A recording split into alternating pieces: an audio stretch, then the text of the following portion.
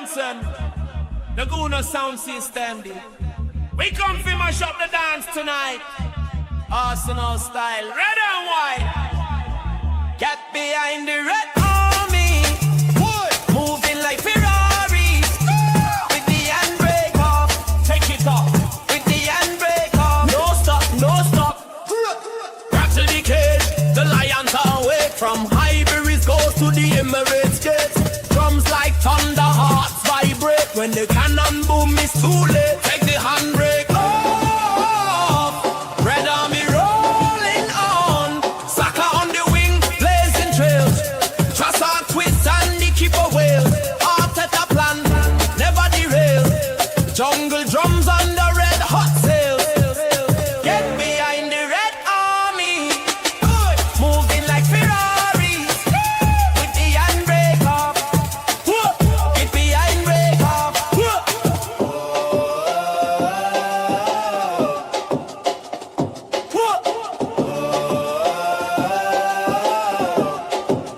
Get behind the red army. Moving like Ferrari. With the handbrake off. Take it up. With the handbrake off. No stop, no stop. Red army. Moving like Ferrari. With the handbrake off. With the handbrake off.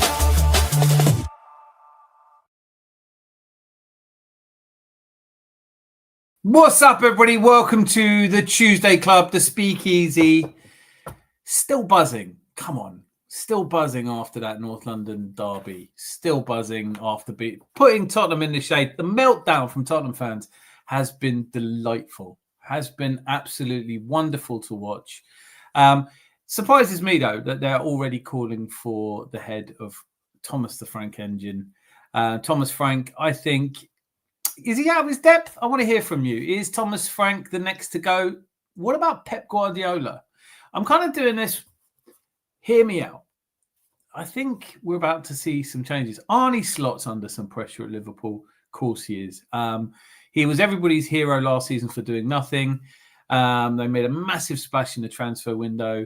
Tried to find a different way of playing, and it's just not working at the moment. But do you stick with it? Would you sack Arnie Slot? Is Pep Guardiola just slowly losing the will to do this? Because they went down today 2-0. And then, of course, we want to talk about Bayern Munich tomorrow. Big game. The controversy seems to be, Lone Star London, if you're here tonight, controversy is, do you play the first 11? Of course, you want to win every game. But tonight, Chelsea took Barcelona apart. Barcelona, albeit down to 10 men. I was really looking forward to this game because I haven't seen much of Barcelona, and I feel like after 90 minutes, that's still true. Barcelona just looked not quite up for it.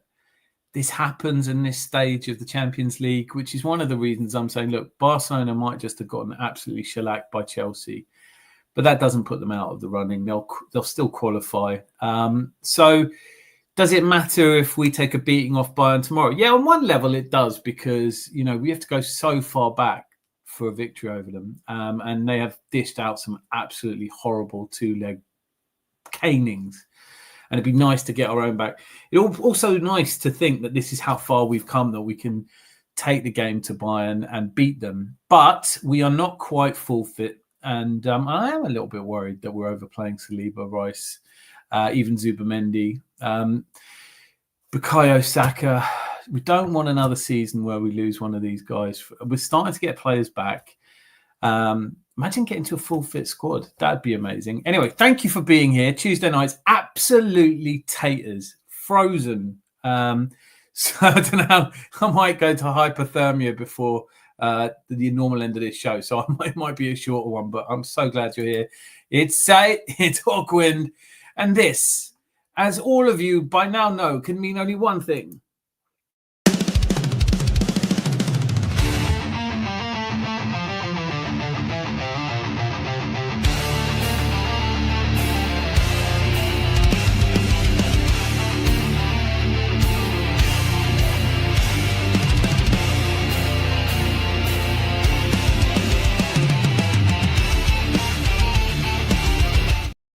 It's Hawkwind. It's Tuesday. How you doing, Hawkwind? Thank you, so many of you here. I'm so delighted to see you. Bossman, still getting over our North London derby win. Can't believe how Eze it was, how easy it was. Big up to you and all legends in the chat. Massive elevations to you, Malia. Love the pun. It did feel a bit easy, didn't it? Were Tottenham just that bad? I know this is a sort of running theme, actually. You know, when we beat someone out of sight and they don't get a look in, it's very fashionable to say, well, they're not very good. In this case, I think it might actually be true. You know, Tottenham are not very good. But like I mentioned, is it a Thomas Frank issue? They're already rounding on him. I mean, who do you blame? Daniel Levy's still getting some stick for the fact that he couldn't have a transfer window they needed. And certainly they would have felt very close to the signing of Eze. I know that a lot of Spurs fans nearer the time were saying, if we just got it done. But I don't think Eze would have signed a deal until he was sure that Arsenal were out. So really, is there anything more that Daniel Levy could have done? Xavi Simons is not a bad player. It surprised me they didn't start him. Is Thomas Frank the problem?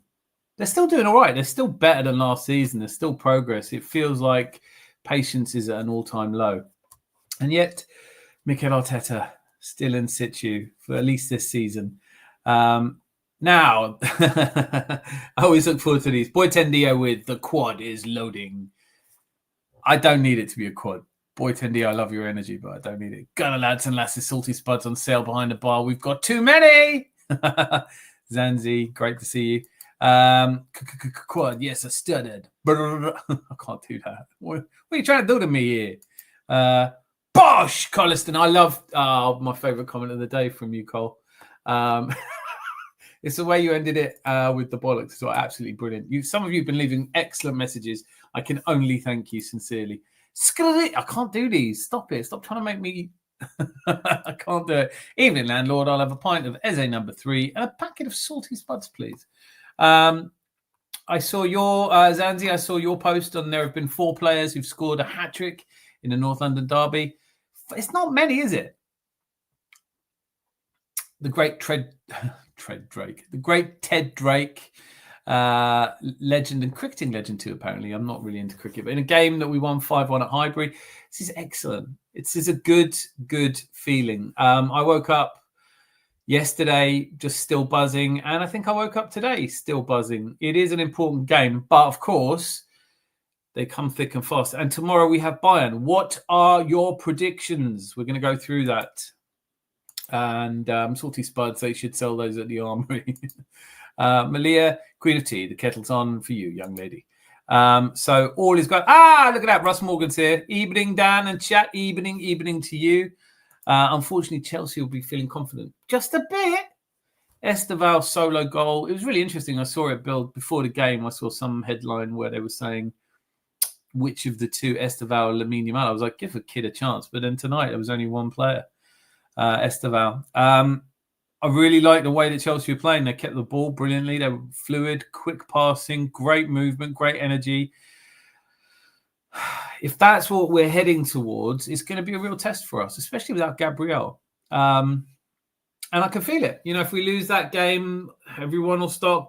I mean, it was bad enough when we drew with Sunderland. Reality, though, is I don't want her to be. I could take a draw at Stamford Bridge, but if it's a defeat, it's going to be hard. Ribbit says Kermit's middle finger. Very well put. I wholeheartedly agree. And I watched Dan's reaction video, then bench cam, and was still cheering at the goals. It was just such a lot of fun. I mean, I went radio silent for the weekend because you just some events are really kind of spiritual. Like playing Tottenham, you want to be in the right frame of mind. You don't, like I said on Sunday's show, you don't really need a lot of G'ing each other up. Like, I'm one of those. Just let's get on with the game and see what happens. Did anyone else see that thing where they locked Spurs fans, including like Gary Lineker and Arsenal fans, in a box? It's just weird. But what? They had a North London grandmother, and she was like, "I'm not watching it like this again." It was brilliant. Let me know if you saw that, what you thought of it. Boy Tendia, no one is ever really good after we beat them. Exactly.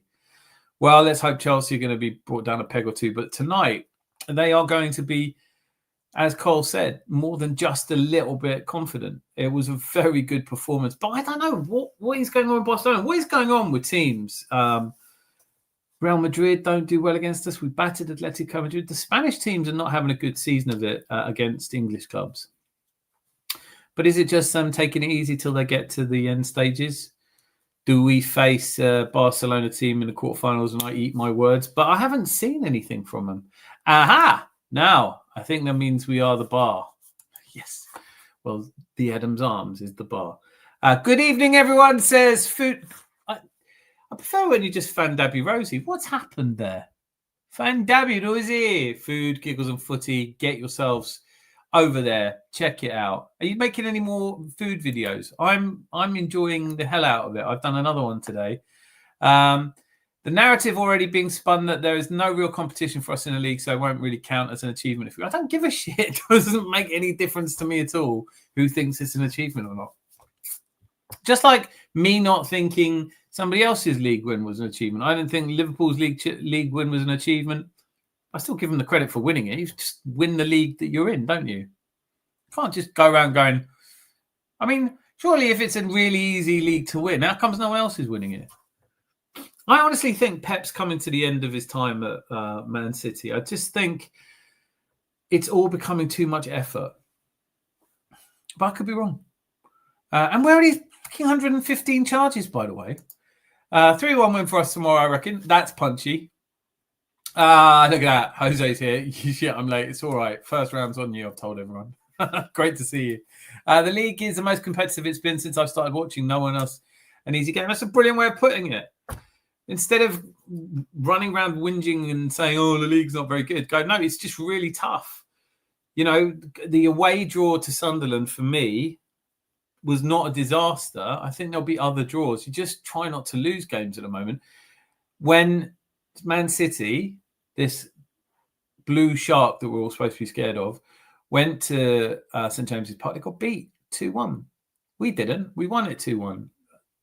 We are ahead of them on points by a distance for a good reason. Now, Chelsea are there or thereabouts, but I think they've started to come good. And also tonight, without Cole Palmer. I said it in the preview that I did for the reaction video. I said, you know, is this Chelsea a two-horse race for Chelsea now? It is worth thinking about. I think it doesn't seem so weird now. I was absolutely certain they were out of it a couple of weeks ago. But a good result against us. Cat is definitely among the pigeons. Of course, still want to talk about Bayern tomorrow. We've had one prediction from Cole. 3-1. Anyone else want to get on 3-1? And then Zanzi with that Middlesex side are so poor. They were beaten away from home till they came to us. Now we stuffed them. Every pundit says they're bad. I know. Talking about the game going in, I didn't see their fans giving it, look, we're going to get battered here. I think that performance genuinely shocked a lot of people. And then it comes down to, was it were the players not prepared properly? I mean, they came with 5 at the back. It just seemed like the worst kind of thing they could have done. And I don't feel like there was any fight from the players. Hey, hello, everybody. That's my favorite. Everyone should do it from that from now on. I'm going to go for a safe 2-1. We're at home, so we're going to bring the energy for sure. I don't know, you know. I'm here to discuss it. Prove me wrong, but I'm saying I think we go out and we're a bit lacking in energy against Bayern. I think a lot of people will be holding themselves back for... I mean, I don't know. I'm talking shit maybe, but I don't see us going full throttle. There's nothing really at stake for a team. I mean, you don't want to go out. It'll be a big event, a big night. But I don't know. Look, what do you think the Emirates crowd are going to be like? Are they going to be pumped like they were for the North London derby? How many games in a row can you demand that from fans anyway? All these questions and more, I need an answer. Hawkwind, Hawk Geezer. And then, let's see. Packet of salty spuds, please, and a pint of O'Hara tip. What is the point of a Jamie O'Hara? Seriously. You know, just, must be written into his contract. Look, talk endless amounts of shit about how good you are, and then the other half of the time just cry about how bad you are. All right? Just flip between those two in a seemingly irrelevant and arbitrary way, and we'll all be happy. BX Gunners, the party has arrived. Exactly. Rosie, the party's here. Barca have zero structure at the back. Didn't seem to have anything at all at any point in that pitch. It was truly disappointing. But maybe it was good for that. I don't know. Look, that you can't pretend as an Arsenal fan. Tell me that you watched that game. If you watched the Chelsea-Barca game and you weren't thinking, oh, God, have we really got to play these next? I feel like that's what teams feel like playing us against. So we have to have a good result against Bayern, I guess, just to keep that going. But if we don't, we just make it very hard for ourselves. But I still don't see us putting in full enthusiasm. Is that bad? The box thing was so weird. The end message by Mikel was amazing, though. What box thing? What have I missed? Aha. I think we will make Chelsea look mortal again. So I really hope so. Players coming back. Players are back. I mean, I don't know. I think 2-2 draw. And then would you be happy with that? I think, do you know what? Like, they'll give us shit. This is what would happen in the life of an Arsenal fan. You know, Chelsea play Barcelona, spank them 3-0. We go to the bridge, get a 2-2 draw, and everyone goes, call yourself title contenders. You've got to be able to beat the World Club Cup holders. You've got to be able to beat Chelsea. I don't know. We've got a great record at Stamford Bridge. I don't know what to think. But, of course, Bayern before then. For some reason, YouTube is using our usernames instead of our chat names. Oh, yeah. Why? That's weird. What? Now I know your usernames. And there he is. Hey, sweeties. Hello. Hello, Mr. Football. Premier League football. What's the word? Fantasy. Just so fantasy. I had an all right weekend. Should we have a look at that later? Let me know if you're interested in going through that. I did get a message from Earth Vader. You see, he left it on the. He left if there's a comment on the reaction video I did, and he was like, "Not sure about the not sure about the music, but the allotment looks girlish." So if you're here, Anthony, make yourself known. I have banter I wish to have with you. Same Dan. I don't care what Simon Jordan, etc. I don't give a shit what anyone thinks. Like, who the hell cares? No one. I don't remember anyone coming up to me since 1991 and going, "You won the league that year and you only lost one game. You only conceded 18 goals, but you were boring." I go, "Yeah, I know." Cheers. I don't know who to believe anymore. There's a group of people who tell me I'm only allowed to celebrate if we win silverware. And then there's a group of people who tell me that if we win silverware and it's not interesting. So it's always like another VIP room you've got to go to. VIP, VVIP, VVV. You know, it's like, I don't care. I will be overjoyed. I will be happy. I will be jumping around in North London if we can continue our march towards the Premier League and win the bloody thing. And then whatever circumstances we win it in, I'm happy. So how are the Zanzibar? It's weird, you guys all. When is YouTube? What has happened? YouTube has made you all use your names. It's a weird one. I've been given long sleeve kits, a fantastic tifo, and we're cooking. I'm running out of things to complain about. Long may that continue. It's a nice feeling, isn't it, though? It is a nice feeling. Mortal is drunk in England. It is. It's more Scottish, though. Mortal. I don't know. Maybe it is. Oh, I just noticed I've changed. Weird. I'm good, though. 5729. All of these numbers are back when we tried so hard, didn't we? I hate it when a team wins a league on lower points tally. People say it's easy to win. In reality, it's a league harder to obtain points. Very, very, very good point. And I did some sort of base investigation into team points. There are definitely, you would argue that where one or two teams have gotten so many more points, and there is a disparity between the top teams and all the other teams. I think what's happened is that Liverpool have dropped off, Man City have dropped off, Chelsea have gotten a little bit better. Newcastle are frankly all over the place. Aston Villa are not doing as well as you'd expect or hope. So I think we are head and shoulders above the other teams, and I would expect that to manifest. But there's still a fear that City can come through.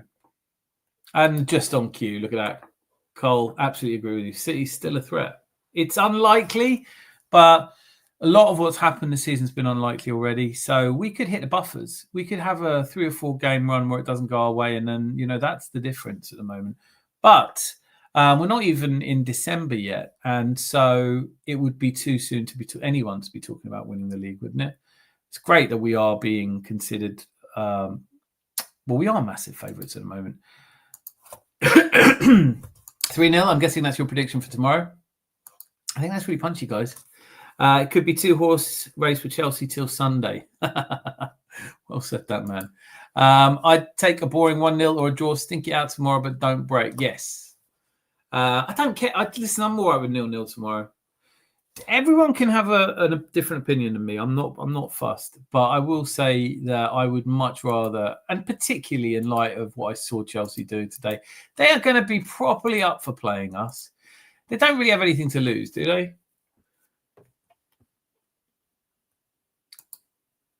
Our defense is much better than Barca's, so there is that. That's true. That's true. I think our entire team. Look, I watched the game tonight because I wanted to see Barca. I wanted to see what they're up to. Not enough. Andy Flick looked absolutely furious on the sideline. He got it tactically wrong. You can't get away from that. They didn't change the vary. They didn't try something new. They got stuck in high line mode. It was a bit Ange Postecoglou. We bitch slap Chelsea on Sunday is my gut. Oh, I love it. Let's go through Fancy Premier League and talk about how many points we all got. Yeah, Anthony's not here, is he? And when he turns up, we might look at it. Please join me in welcoming. Actually, do you know what? No, you get a round of applause. You deserve that, don't you? There he is. Hello. Hello. Hello, how are you? Oh, not too bad. And hello and goodbye, Gary. Oh, is he coming? Oh, spoiler alert. How are you? I'm still watching all the clips on Arsenal fans and everything. I watched a brilliant YouTube vlog by some Spurs fans on the way to the game, and it is all up. Oh, we're going up to Ivory and we're going to take over the whole area. We're going to stuff and stuff like that. And someone in the comments wrote a brilliant piece. He said it's like watching passengers boarding the Titanic. Yeah, but it's not, is it? It's like watching passengers board the Titanic, nearly drown, and then booking on it again and doing it for like 15 years and then still feeling like this time we'll get to New York. It's not it's not conceivable to me how it must be to be a Tottenham fan. I just don't understand it at all. I think there is a lot that I have to admire about them. The complete unwillingness to accept the past as having any influence over the future, I know. It's good. It's good though. It's fantastic. It's an amazing feeling. I still don't know how to process 4-1. I mean, I still haven't heard from any. I urge you, if you're a Spurs fan watching this, do make yourself known in the comments. I can't wait. But even if you don't feel up to that, just let me know. Did Richarlison's goal offer you any consolation? At the end of the game, thinking, well, it wasn't that bad. It could have been worse. It could have been 4-0. That would have been really embarrassing. Were you like, we got the goal. Next year, maybe if we get another goal, and then is there any consolation in consolation goal? I guess is my question. Will Bayern be confused? We're going to be wearing their last season's kits. I don't know. I think both teams go into this just wanting a draw, but pride will get in the way, and then we'll fight too hard, won't we? It's just bad logic when people say the Prem is weak because the winner doesn't have 100 plus points. It's the reverse, in fact. I agree. Yeah, no, I do agree. I think if there's one team that's so much better than the other teams that they can garner 100 points, it speaks to when there's teams bunched together, if you get a 2 or 3 horse race, and it does imply that it's harder. I don't. All of these things are going to be no comfort whatsoever if we don't win the Premier League, and they're going to be no detriment whatsoever if we do. If we end up winning the Premier League and every goal we score from here till May is a set piece, I can live with that. If every goal we score is a set piece and we're boring for 90 minutes. Surely that's what most of the Gluminati wanted. We've got the silverware. Everyone's happy, right? I'm personally just enjoying this spell of Arsenal, being an Arsenal fan, because we genuinely do feel like the best team in the country at the moment, and it's exciting to see if we'll get there. Thoughts, Zanzi? Yeah, I mean, how many points did we get when we won the league unbeaten? It's 81 points, wasn't it? No. I'm thinking off the top of my head. 26 is 83. 68. Huh? 83 points total then. 78 plus 12 is 90. Did we? Yeah, it must have been, because you get 3 points for a win, and we did it 26 times. Oh, yeah. Yeah. So all right. 70. So 90 points.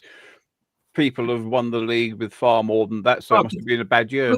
I can actually tell you. I did a whole study on the points of the top 3 teams compared to the average of the rest of the teams.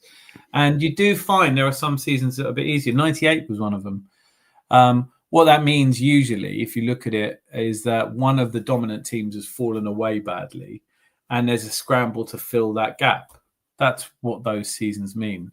Man City are really struggling to find a team that can put a title challenge together the way they did. They have fallen off. There's no question about it. Liverpool have really badly failed to integrate almost an entire new team, and it's really hurting them.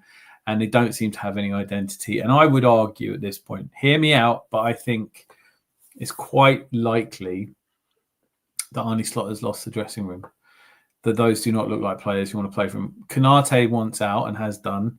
I think Virgil van Dijk's petulance is starting to get on my nerves. Must be really troubling if you're in the Liverpool dressing room.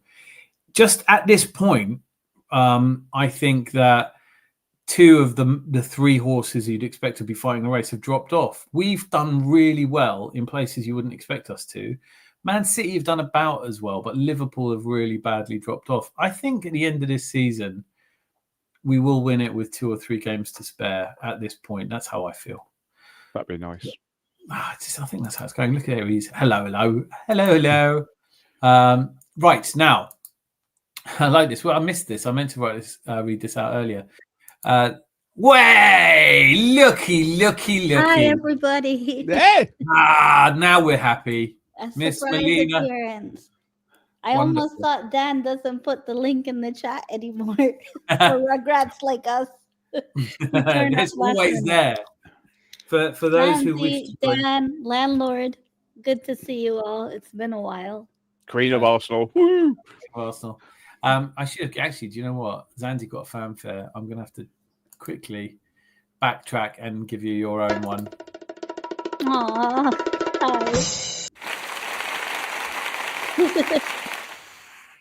Hi. So, right, obvious starting point. Can I just say, did you see us beating Tottenham as convincingly as we did? Did you? In my preview, Dan, I said 3-0, and people were like, "How are you so confident? How are you this? How are you that?" And then when we conceded the goal, I was like, "Did we really have to give them a goal?" But in a way, yes, we did. A consolation goal. Yeah, and what's funny about it is, why do we have to be nice? Well, do you know what? I've got a bit of a problem with David Raya being where he was. I don't get it, but that's how they play. It was always going to be possible. I'd rather we conceded it there, win the game 4-1, than concede it in the last seconds of a cup Champions League. Oh, yeah. Oh, that would kill me. That's when that reminded me of Naeem from the halfway line. Sorry, do you guys remember that when that happened, when he got lobbed, Raya got lobbed, I think the cameras zoomed in on David Seaman in the stand. Yeah. And it's happened to David Seaman in the past before, right? Twice. It happened against Ronaldinho in Brazil. Yeah. So the camera zoomed in on him. Actually, on Sky Sports, they did a segment where, I don't know what it's called, but they keep fans of both teams in a locked room, and they don't know the score of the game. They only see, snippets. Yeah, I saw that with Gary Lineker. Yeah, Gary Lineker. I know he played for Tottenham, but he's not even a Spurs fan. Why was he cheering him on? He is kind of a Spurs. He's Really? not a Spurs fan. He's more of a Leicester. No. But he was at Spurs for a long while, and he does always like to see them do well against us. But yeah, he's maybe not a that's. Spurs fan. But I was watching it thinking, okay, now I know that they've got, I know their play. I know who they've got. That's Ozzy Ardiles and Gary Lineker. Who did we send in? Like, what was going on there? Yeah. We We sent Bo and his grandma, Grime Gran.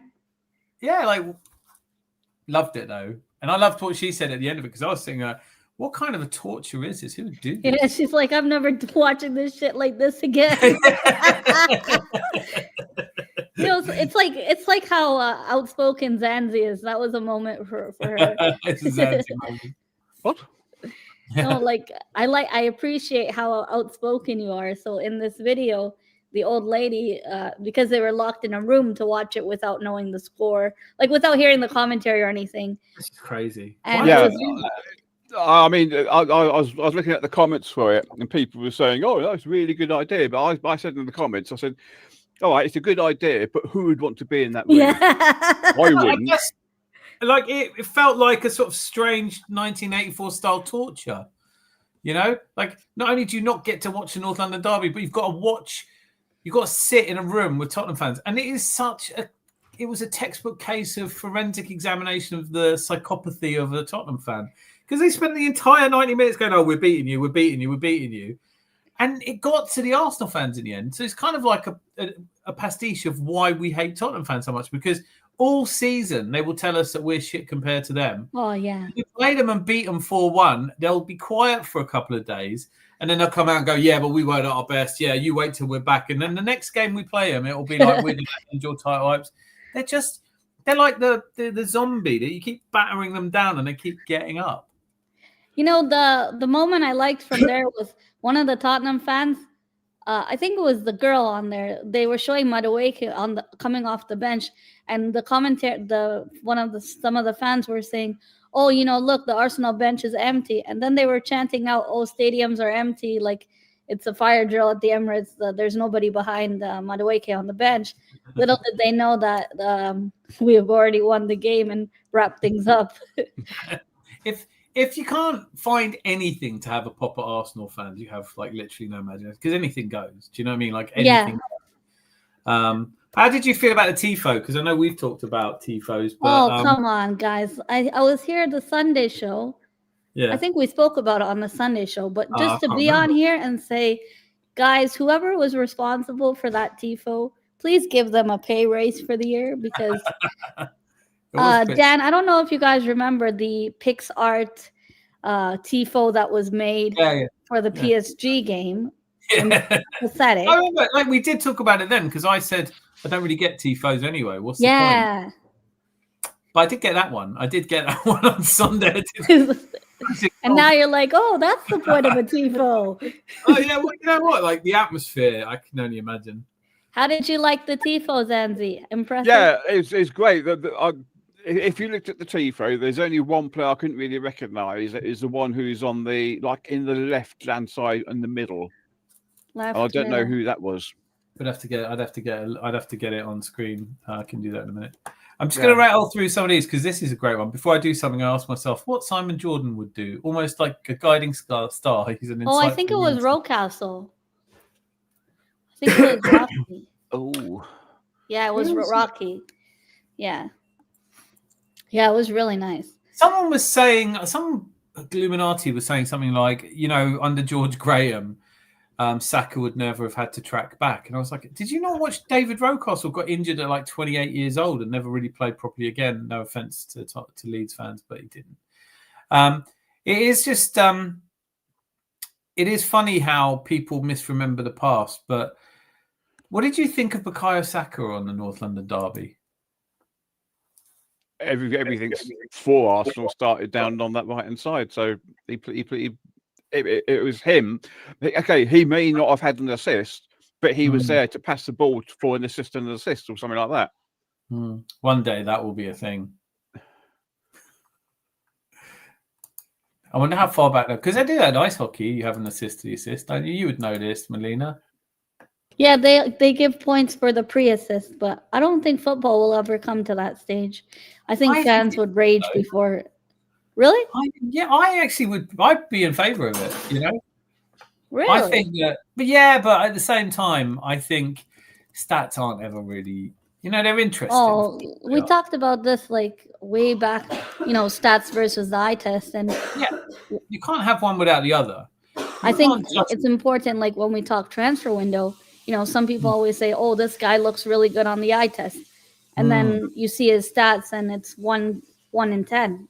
It really matters when you watch him as well, doesn't it? Because I watched Lamine Yamal today, and if I didn't know anything about him, I didn't know any of the hype or anything like that, I would have watched him and gone, "Yeah, he's all right."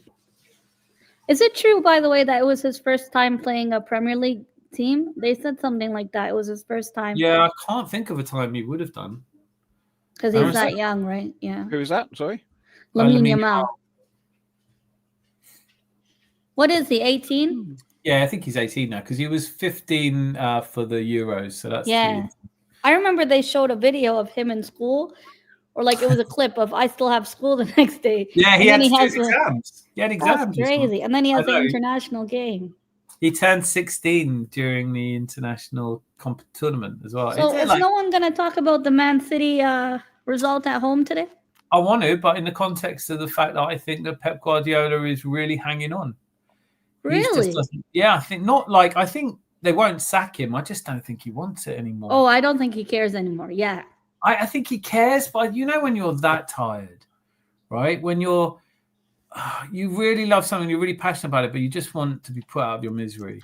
This is such a big challenge to rebuild a Man City team as good as it was. It's going to take a lot of work. Do you think he's not motivated anymore? I think that he's tired, and I don't think that there's a point at which motivation carries you through that. We're talking about 10 years of intense success after success. It's not even the success, but yeah, you're 100% right. Of course, success, but it's the effort that goes in. None of these successes just happen. He's not going out drinking and partying and then just coming into work the next day going and just basically he's working 16-hour days, 7 days a week. And trying to build a team together. And I think there was a point where they really thought that they had a replacement for him.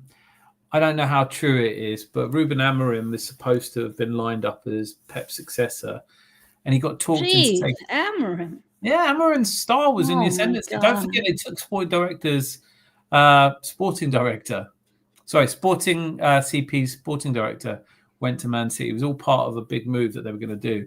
And for whichever reason, it just didn't happen. So I think that at a point where Pep really thought he was going to be able to bow out at the top, he got kind of conned into staying a bit longer. And after last season, I think he just wants to prove he could put it right. This season started badly. So usually he signs short-term, like 1-year extensions. That's usually how the case is with Pep recently. No, that's only in the most recent one as a 2-year extension. And that points to the fact that he hasn't had that many contracts. Yes. He saw out the Bayern Munich contract and left. And he wasn't a big deal at Bayern. He's popular, but he wasn't like the one. He wasn't Hansi Flick, or he didn't bring the big Hansi Flick was a huge deal at Bayern. But only because he came in at a time where the whole team was basically hating each other. Normally the case at Bayern. And he just created this, partly they had the COVID as well, but partly able to build this squad together. So they really pulled for each other and they really cared about each other. And it performed miracles, a bit like Claudio Ranieri at Leicester. You take players and you make them greater than the sum of the parts by making them a really strong team. Yeah. And he can do that. But when he went to Germany, it's like he doesn't know anything about tactics. So that's a very basic way of looking at it. So do you guys think Pep's next project will be the Spanish international job? No. Really? Yeah. You think he's straight going to retire? No. I think he'll take a year off, maybe. But international management, South America, definitely. This is what I mean. It was tied up. Ruben Amorim was going to take over at City. Pep was going to go manage Brazil. It was all there. And then things just unraveled and didn't go quite how they were supposed to. Plus, there's this thing with 100 and however many charges. When will they tell us if Man City are guilty or not? Well, that's what I was wondering. If Pep Guardiola, for some reason, doesn't sign a 1-year extension like he normally does in November, well, it's almost December now. For me, that's an indication that possibly the verdict of those charges could be coming soon. But I think that's more the conspiracy theorist in me. Melina, but you work in law, right? Like, this tribunal met and heard and deliberated and came to their conclusion in January. Yeah, why are we? The simple reason it's taking this long is because each of the charges has to be written up so as to be watertight against appeal. Yeah, which to me indicates that they found against Man City, because I don't think that the FA would appeal anyway, or the Premier League would be able to appeal anyway, because it's cost them 45 million to get to this point. And the Premier League take their money from the Premier League teams, many of whom are going like, we don't want to stump out even more money for you to get another case wrong. So this is for me, it feels like the reason it's taking so long to get this decision out is because they're working doubly hard to make sure that Man City can't appeal it. But they'll appeal it anyway, whatever they do. Yeah. So we are looking at another 2 or 3 years of this. I don't see how it's going to be any quicker. I think Mudryk was also appealing the drug ban. Yeah. I mean, I could defend him on that one. I mean, how can you accuse this absolute shit show, this barely competent footballer, of using performance-enhancing drugs? And it still didn't work. You clearly haven't seen him play. This is another thing. Don't look for football transfer targets based on YouTube compilations, because people had me believing this guy was going to be Paul Pogba in his prime. Yeah, well, that's what I thought about. Like, that's why when Chelsea signed Jamie Gittins, I was like, oh, good. So I get to see him because he looks like he could be a bit special. Yeah. But he could also be one of those many players who looks a bit special and isn't. And Mudryk would have been like, I didn't know anything about Mudryk. It all just came and went in the blink of an eye for me. I was like, we're getting him. That seems like a lot of money. All right, well, if he's good as they say he is. It's funny how you've cast your mind back to the Mudryk days, what a different team we were. And now we're talking about Rodrigo. We're talking about the best players in the world, Kvaratskhelia. Yeah. I would love someone like Barella, but these players, they don't leave Italy. No, and often it's best they don't, really. I don't know what it is. So, it's like we're seeing with the German players have come to the Premier League. It's taking them a little time to adjust to something. I think it's because it's quite similar, but not quite similar enough. So, honestly, you mean like the lifestyle outside of football, right? I think there's a lot to it. Yeah, I think that I think something that surprises a lot of footballers when they come to England is the quality of life is not very good. The Spanish and Italian players, it's the tax is a lot more too for their salary. Yeah, tax is more. So you go to a place and let's say you come and live in Manchester. If you're used to a rural part of Germany or Bavaria or, a really nice bit of Spain or France, Italy, and you come and live in Manchester, you've got to be really focused on what you want to do. Yeah. Where are we up to? I'm going to rattle through some of these. I can't imagine being a Spuds fan. So weird, obsessed with Arsenal more than your own team, constantly telling yourself you're a big club. It's so true. Expressions. I was crying watching his match. He is just so funny. He's a natural. He is really but the thing is, why does he goes through it every single time? That's all I ever see him doing. He's just totally brilliant at going in on his own team. And I think there was one full house, ladies and gentlemen, please let me welcome in Gary from Wasty Naughty Trip. Yay!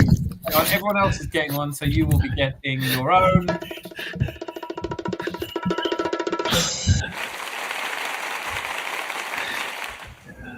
Welcome. That is for the curtains, nothing else. Not for Gary, it's for the curtains. Look at that. Leave them alone. Sorry. It's like a museum piece. Do not touch. And how are you? I'm doing good. This is the best configuration I can get us all. Like the Brady Bunch, we need 2 more. Gary, how are you doing? I'm doing good, Miss Melina, Dan, Zanzi in the chat. Everybody, welcome to the show. What's the talking point? Do you want to talk about how great we were in the North London derby? Do we talk about how fantastic it is to beat Tottenham so badly that sort of almost feels like they might disband that club altogether. Just do something. I honestly, I'm not even joking. I get the feeling listening to some of these Spurs fans that they're ready to just go, fuck it. It's full NFL. Can we get them in a franchise somewhere? Don't be so harsh on Tottenham. Take it easy. I guess one thing. I mean, I'll start here. Maybe I don't think it's controversy or anything like that, but I was talking about it yesterday, and Saki, I don't think had a good game yesterday, and I don't mean that like he was bad or anything like that. I just mean the other guys were just that much. They're what they did. You can see, you can quantify it with assists and goals and whatnot, and his you couldn't. But there's one play, the play you just mentioned, right, where they throw the ball in, Timber throws the ball in, it gets lost, Saki takes it back. And that is as a second or third goal. I can't remember. I think it's his third goal because I think it's in the second. No, I think it's the second actually. Second goal. Yeah, I think I know the one you mean. And I'm glad you brought this up because I watched the game and I deliberately didn't go to other people's opinions of it or anything because I didn't want to have my opinion changed. But I remember thinking it doesn't matter. But he played like a captain. He was involved in where he needed to be. He had the right fight. But I didn't think it was one of his better games. And then when I've reflected on it, I feel like I have come around to the fact that he did exactly what was needed. And it was a grown-up performance from him. And I always think of him as the kid, but he's not now, is he? No. Like I said, it was a good all-around game from our front four, right? And, we don't usually have that in games. I don't think there's a time when you said, you know what, all four of them looked really good, contributed to the game. Our defense, we just expect it all the time, right? Yeah. We expect their defense. I mean, it doesn't matter who we put in there on the back line. I do want to touch on that, though. Outside of Ben White's health, I think that's the only reason why when we bring somebody in, you'll see a drop-off. But otherwise, there's no, Mascara, Skelly, and Hincapie, either bring them in, we're not expecting a drop-off. So we're looking good. We're looking good. Although saying that, it's easy. I mean, one of the talking points going into the match was the Mosquera, Hincapie. Melina, what did you think? Of the lineup? Were you really happy with the lineup? I was quite happy with the lineup, and more importantly, to see attacking potential and coverage on the bench. The last couple of games we had, our bench was quite thin. Not that we needed to resort to it as much. We got the job done without it, but it's good to have that rotation in play. The other thing I want to mention, Dan, and the panel, these two players hardly got credit went under the radar during the North London derby. For me, I was worried about Mohamed Kudus going into this North London derby, and Calafiori and Jurriën Timber made it known that that's not an issue.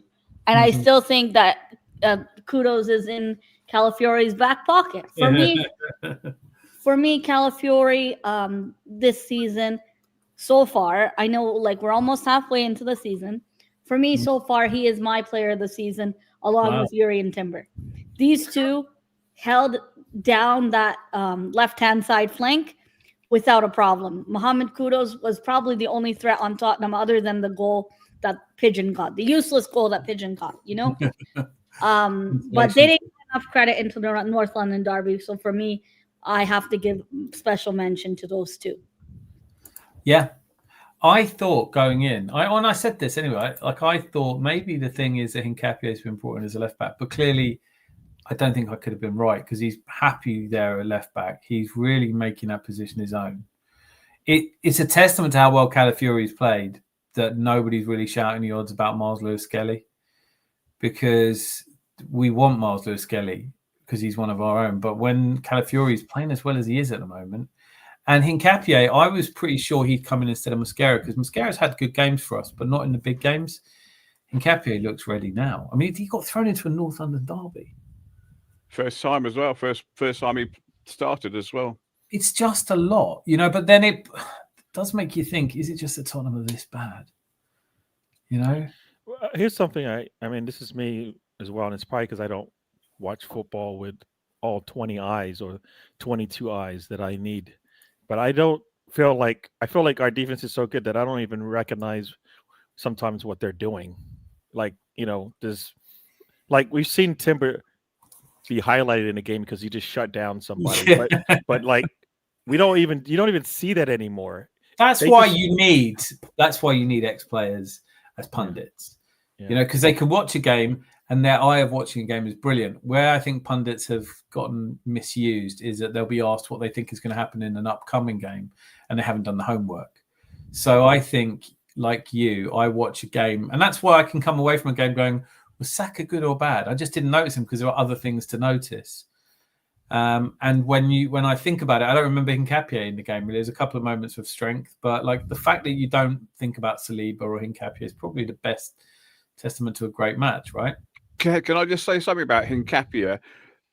He had Richarlison in his back pocket, apart from that one occasion where Zubi got tackled and Hincapié was further back.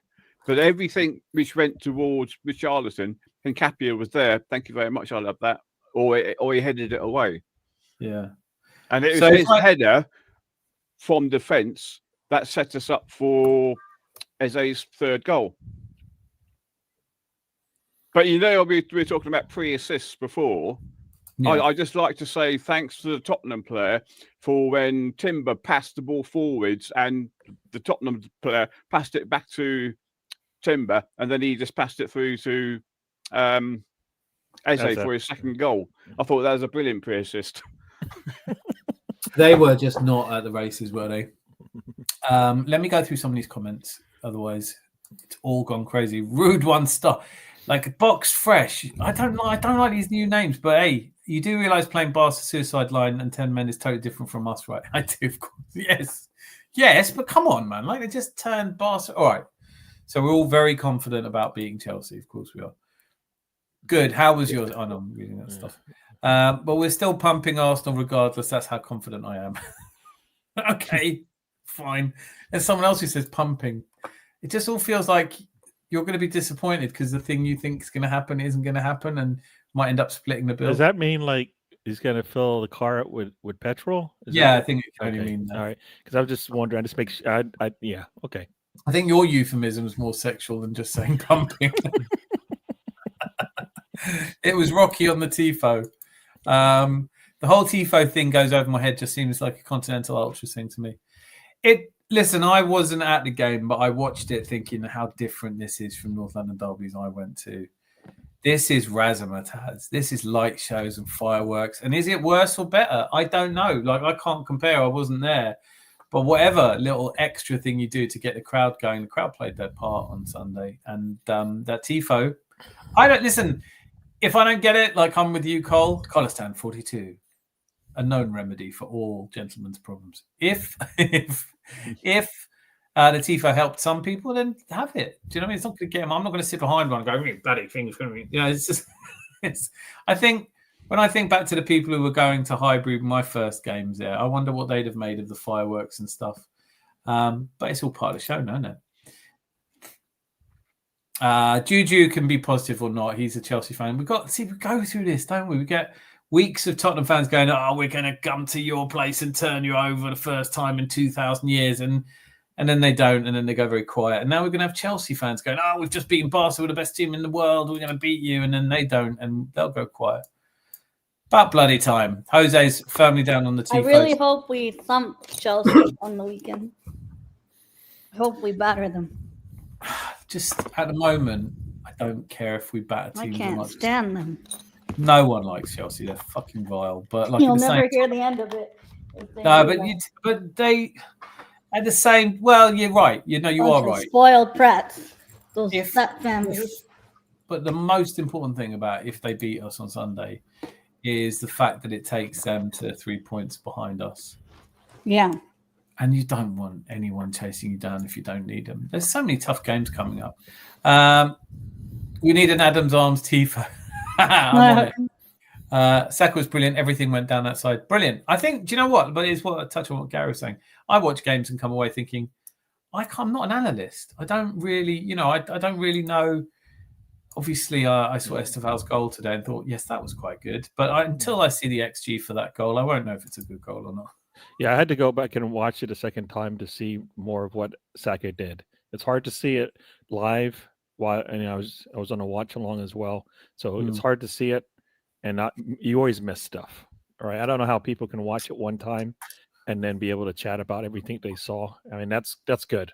That's good because you're looking. It's hard for me. It's hard for me to look at the game, enjoy it, and then also be able to analyze it and be able to talk about it.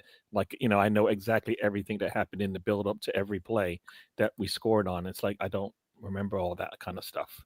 I'm just there to have fun and make sure we score goals. If we score goals, I'm happy. It's always refreshing when you hear that as well, though, because there is such a rush, especially like, we're all broadcasting our opinions on football and stuff, and you're looking for relevancy, but there is a failure across the board for people to go, oh, I don't know that, or I didn't see that, or I have no idea. Like someone at any point in any debate can go, right, well, who was our left back in 1953? And if you don't know, all other opinions are invalidated by that. And I just found myself getting too old to give a shit. I'm like I went to some games, I don't remember who played, right? Like I've seen footballers interviewed and go, right, who else played with you that day? And they've gone, so let's not all pretend that. But it is young people having to have an opinion on everything. They never say, oh, I don't know that. It's always, there's I talked about it on Sunday. There's a great guy who goes around the football grounds doing interviews with a camera and stuff outside football grounds where teams just played or about to play. And he goes, what do you think of Hans Lugner, the fullback who plays for Borussia? And everyone goes, oh, yeah, really good, solid, dependable. And you go, the guy doesn't exist. You all have an opinion on a footballer. Someone just made up. But at a certain point, it's all right to go, dunno. And I feel like that about watching football. Like, who do you think played well? Well, I thought Eze had a good game. I think he did all right. He was like, he's got love. Fucking, can we just dwell on that? All of us, Melina, Eze, turning down Tottenham to come phenomenal. Home. When you were talking about when he does the welcome video, they should put in that clip of who better person? You know what I think? I think because I go back to this every time. When Eze was on the bench during that Liverpool match, when they panned to him and he looked like he was pissed that he was sitting there watching it. He's basically every time there's been something, he's shown up.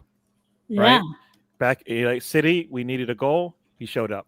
Crystal Palace, you know what? He's going back home. He showed up. North London Derby, we needed a big showing from somebody. He showed up. He more than showed up. He lit the place up. Like cold North London night, Sunday before work the next day. You've been looking forward to it and dreading it in equal measure all weekend. And then Eze. I mean, it wasn't scrappy. Do you know what I mean? It was just that goal where he dances into the area, and I was just like, please. And he was laughing, and it was incredible to watch. That's like poetic justice, though. He rejects Tottenham and then does that. Come on. Yeah.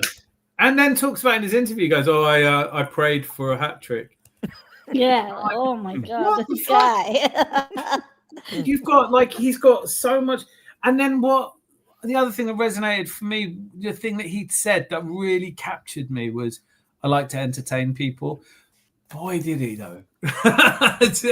You must have heard that song for Eze. The Let It All Work Out song? I can't think who it is, but Collistone's put the first lines in there. You can hear him crying down the lane. Oh, you can hear him crying down the lane. Yeah, that was prophetic. Yeah.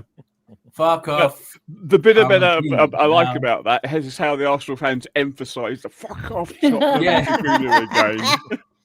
Two sets of teams have this week sung. Two sets of fans have so far, and it is only Tuesday, sung Are You Tottenham in Disguise at a team. Us singing it at Tottenham, which is just next level. And tonight, the Chelsea fans singing it to Barca. And it's just like, I can't get my head around. Like, it is a blessing, isn't it? Our rival is the world's biggest banter club. Yeah. Oh, that's crazy. It's just fantastic. Oh, we've got Eze. This will do. Wait till we've got Eze. We've got Eze. He's definitely coming to us. And oh shit, you got him. Oh yeah, well he's shit anyway. 3 goals later. No, I mean he's been the subject of debate before that match.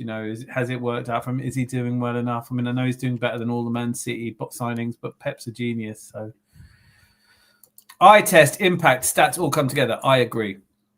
I mean, if the one thing is telling you something very completely different from the other, that's where it becomes interesting in analysis. If you're looking at a player you think is fantastic, like Mitoma, and then you look behind the scenes, you don't see any XA, XG, then you have to start asking questions, what actually is happening. But even in players like that, the way they occupy the ball and the way they play other people in, that's how games are won. And, you know, having a player as good as Mitoma on your side, or knowing you've got players who can just lift the game, it's going to have an impact beyond just the stats as well. Boss is here. Moss Sports World. Great to see you, mate. Speakeasy always. Spain were being fined for each night game they fielded Jamal before he turned 16. Yeah, I think I remember that. That was in the Euros, wasn't it? Moss, what's happened to Hibbs? Pep's next great challenge is to win an international trophy. Yeah, I think so. I mean, there's nothing else you can do at club level, is there? Idris Adam has gone from being a Kardashian to Victor Gyökeres. And it is an odd transformation. Right, hang on. Roads I try to guide, but their narratives are more comforting than reality, it seems. Exactly. I'm getting through these. Mort Leaky Texas says Amorim. I don't know why, but it's because I'm so far behind. It's over for Pep. He doesn't have this rebuild in him. That's how I feel. Jordan, great to see you. How you doing? Hope you're well. There he is. Gert Lush himself. Hi, Dan. Hope you're well. Everyone hit the like button. Enjoy the show tonight. Night all. And thank you for your lovely comment on my hard work that you thought the allotment looked lovely. That's not an allotment. That's the neighbour's garden. I've been sneaking into the neighbour's garden for a bit of serenity for weeks. And what's lovely is that she's taken to leaving me fresh underwear as well. So all is well. Gert Lush. Okay, ciao. It's getting dark. Better finish work and get home. El Mario, enjoy Gooners tomorrow. There must be... Yeah, I keep forgetting you're behind us. 115 ain't happening. You can't punish someone for investing in their own property. Move on already. Really? You have to reprint that, because what it looks like you're saying is the 115 charges isn't happening. You can't punish someone for investing into their own property. Move one already. If that's the case, then you know what, Newcastle could be doing exactly that. But guess what? You're not allowed to do that. I don't really understand the point. I'm trying to decipher it because it says the 115 charges isn't happening. I can only assume you mean that they've been found innocent. And then he says you can't punish someone for investing into their own property, but that's not what they're being charged with. They're not being charged with investing in their own property. They're being charged with falsifying accounts to invest money that they shouldn't, by the rules of the game, be allowed to invest. And like, it's definitely happening.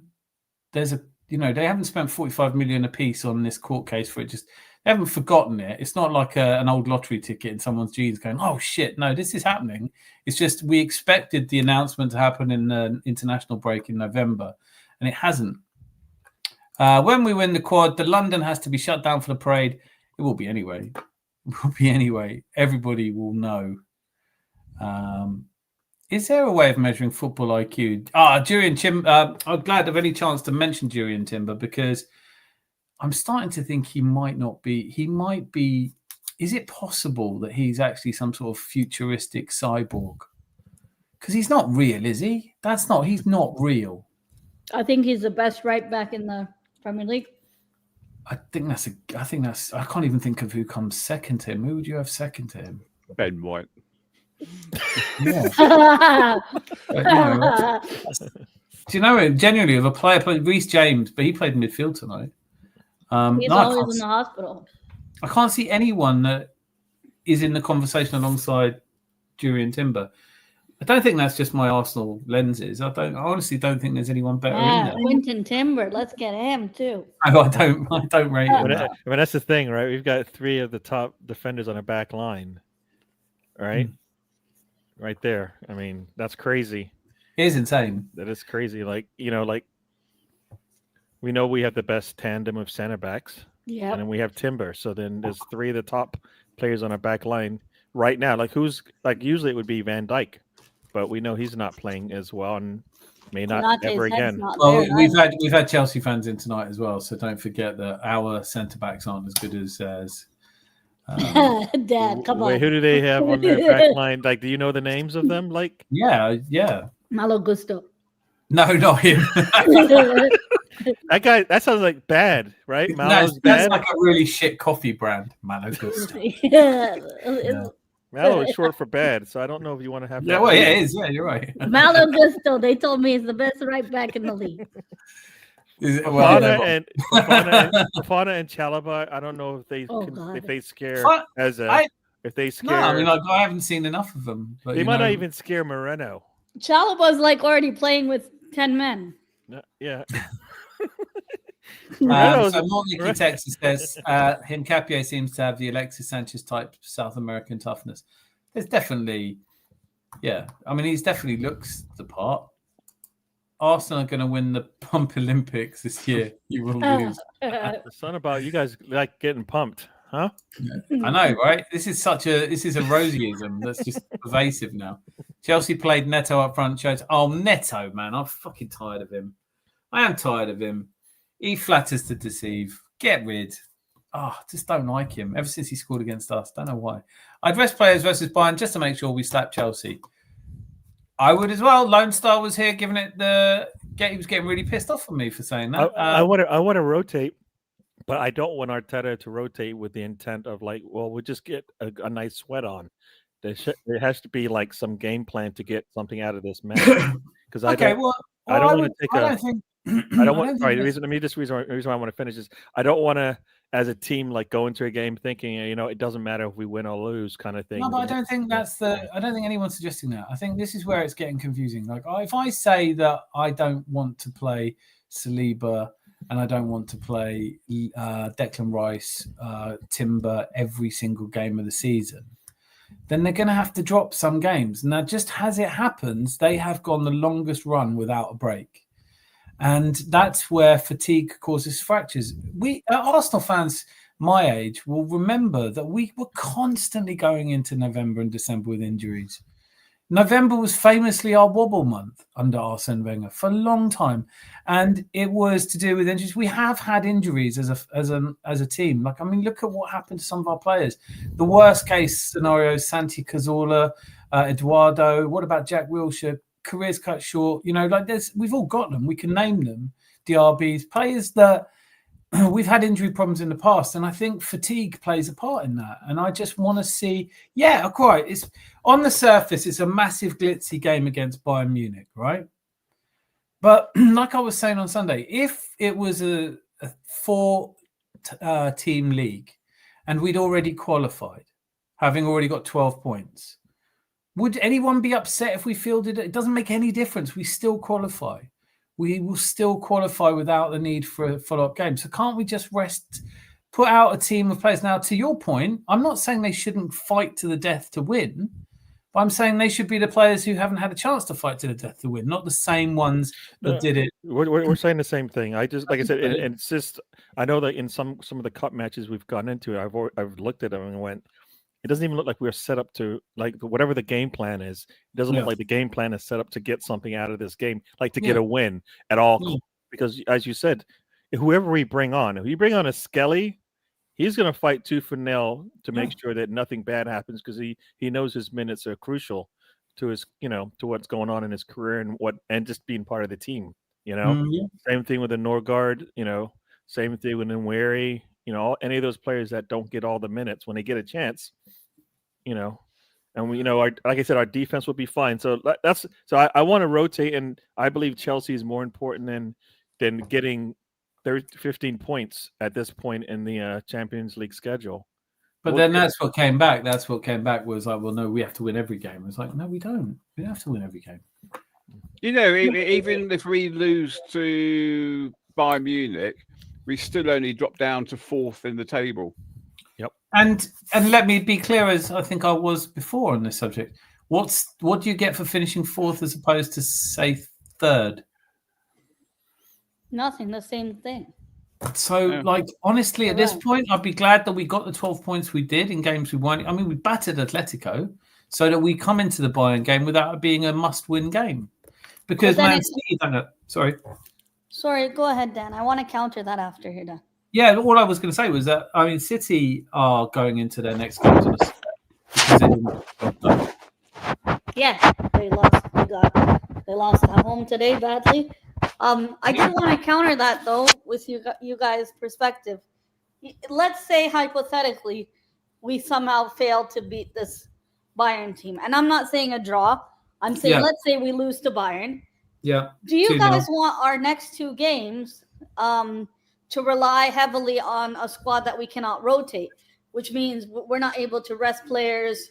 Whereas if we got the job done tomorrow, in the next 2 games, we would be able to kind of rotate players with regards to the Premier League games coming up too. But this, I think, is where it comes down to. Looking at the numbers, we've already qualified the Champions League with the games we have top left. 8. You're saying we've already made it to the top 8. 15 points is top 8. You know, so 1 more win, that'll do it. Yeah, we play Club Brugge and Karak Almaty. Those should be 6 points for us, regardless of. Well, Club Brugge is, let's say, a point, but I mean, Inter is the only one you look. I think 12 points would probably get us through. Okay. On some outcomes, probably only 8th at best. But do I think that we have to beat Bayern tomorrow? No, not at all. And do I think if we beat Bayern tomorrow, it's just because it's Bayern? That's why everyone's getting like this. They think it feels bigger than it is. No, but even their worst game the other day, their worst performance this season, they still won 6-2. But you know what? Our worst defense has given up what? 2 goals this year. Yeah, that's true. That's so, very true. and you know what I mean? So, like, I kind of feel like we have a structure, no matter who we put in there, that we can slow things down and make it challenging for them.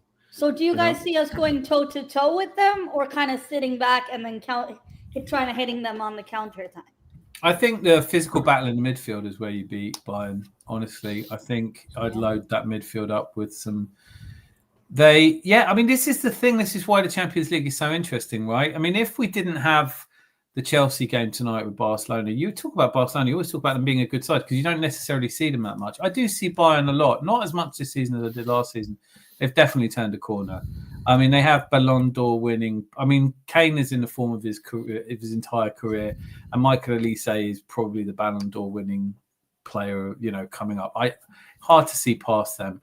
But how many seasons do we have to live in? We live in a shadow of teams' reputations. We go, Real Madrid are coming. You'll never beat Real Madrid, and then we batter them because on the day we wanted it more and we were more set up. I'm seeing Spanish teams like Atletico, like Real Madrid, get consistently beaten by Premier League teams, consistently.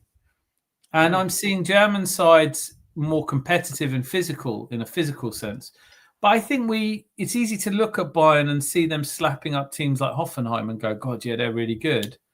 We find out tomorrow. But at the same time, there's vanity and then there's sanity. Like, to go in determined and throw everything, all caution to win, 50-50 tackles, challenges, duels, to go hell for leather, come out of this with, let's say, a 2-1 win, with injuries going into a Chelsea game or fatigue or just that emotional roller coaster again. I'd rather just a really quiet, nice game where we don't have to play all 11 of the players that we know are our first players. So I'm going to suggest something, and I want to see. I'm going to name the players, and I'm only asking if you'd be happy for these to start. And I'm going to quickly go through some comments because some really good ones on here. Esteval is a problem. He definitely looked it tonight. He does look the real deal on the little I've seen of him. Not worried about Esteval. Guys are having to defend Dalman and 1 year in training. That's who he reminded me of. Esteval looked like I want to see more of Wanyeri. I fondly remember the Arsblog swear filter, how it would change Chelsea to stupid blue. That's I haven't seen that, but that is brilliant. Mort Licky Texas says, Boy Tendy, I hope you're correct about our guys handling Esteval. Well, we all do, don't we? Who was our goalkeeper in 1886? If you don't know, then all your Arsenal opinions are invalid. The gloomiest Illuminati. Yeah, it's Fred Deacon. I know all the players. You can hear them crying down the lane. Eberechi as he scores again. I love just the poetry. When football becomes poetry. We destroyed Barca 3-0. What chance do you stand against us? None. No. You keep running your gums. You keep running your gums.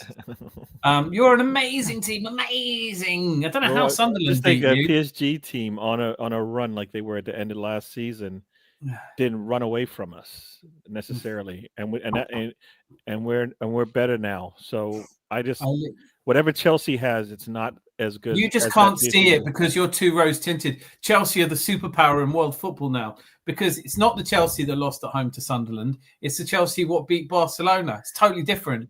Sorry, all my different bad. players. My bad. Yeah, they've got their keeper suddenly really good now. Chelsea, innit? It's just. I'll be interested to know if the Tottenham fans away to Paris Saint-Germain are going to be singing "Champions of Europe." Oh my god!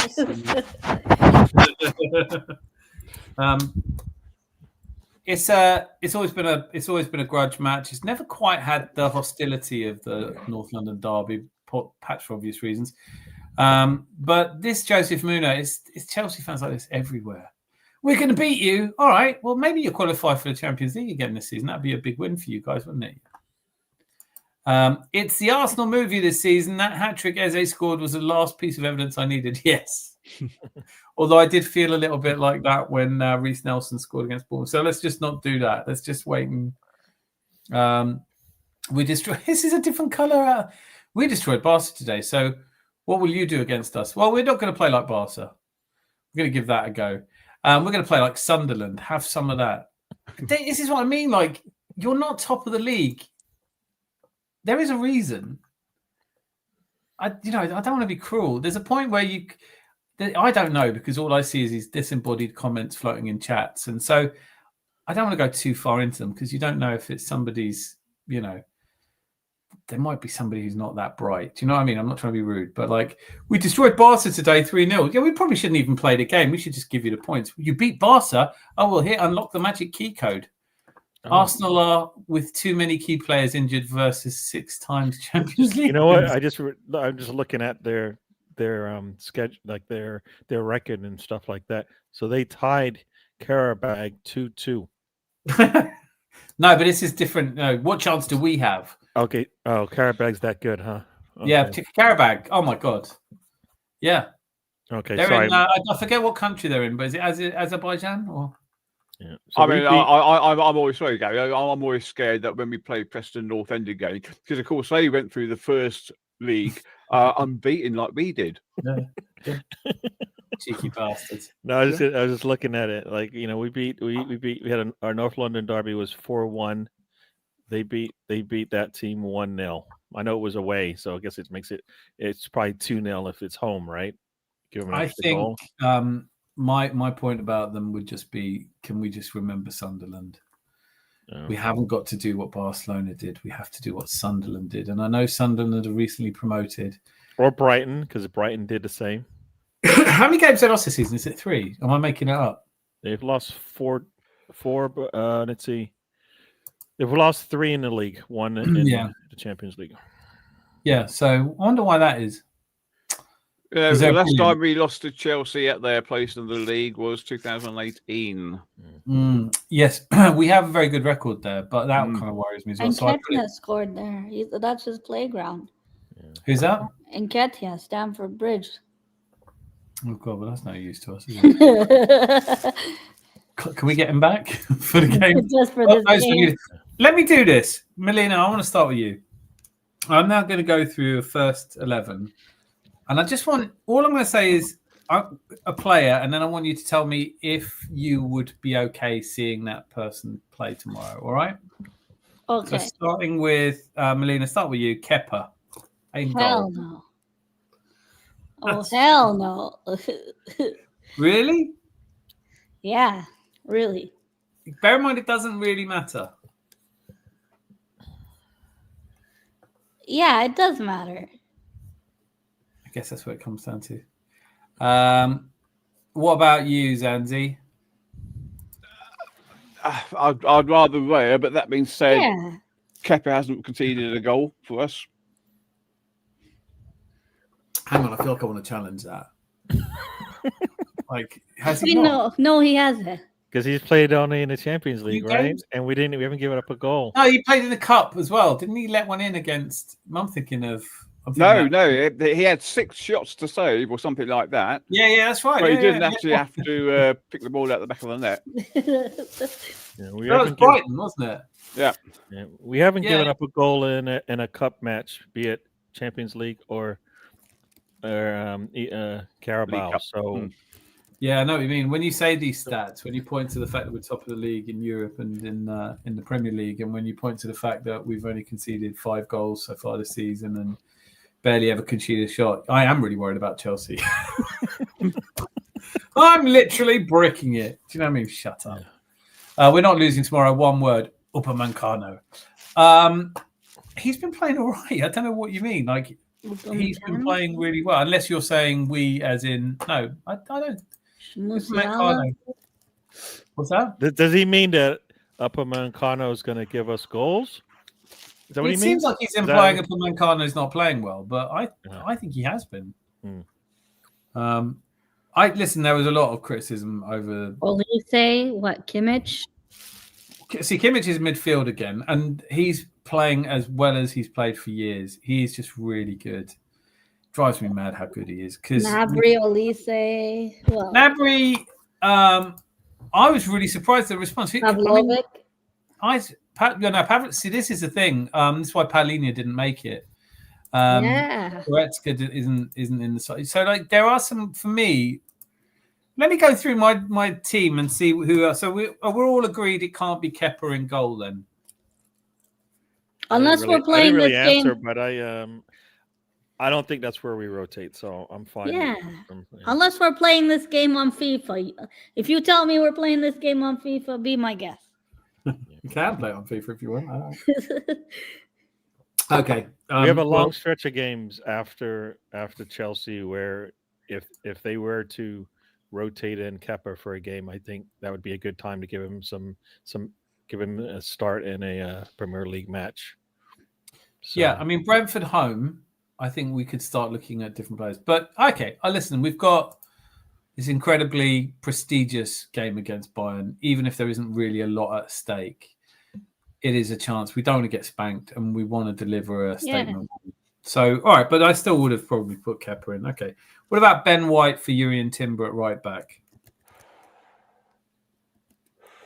I like the Tim. Oh, so you said Ben White for Timber? Yeah. Because I want to rest Timber.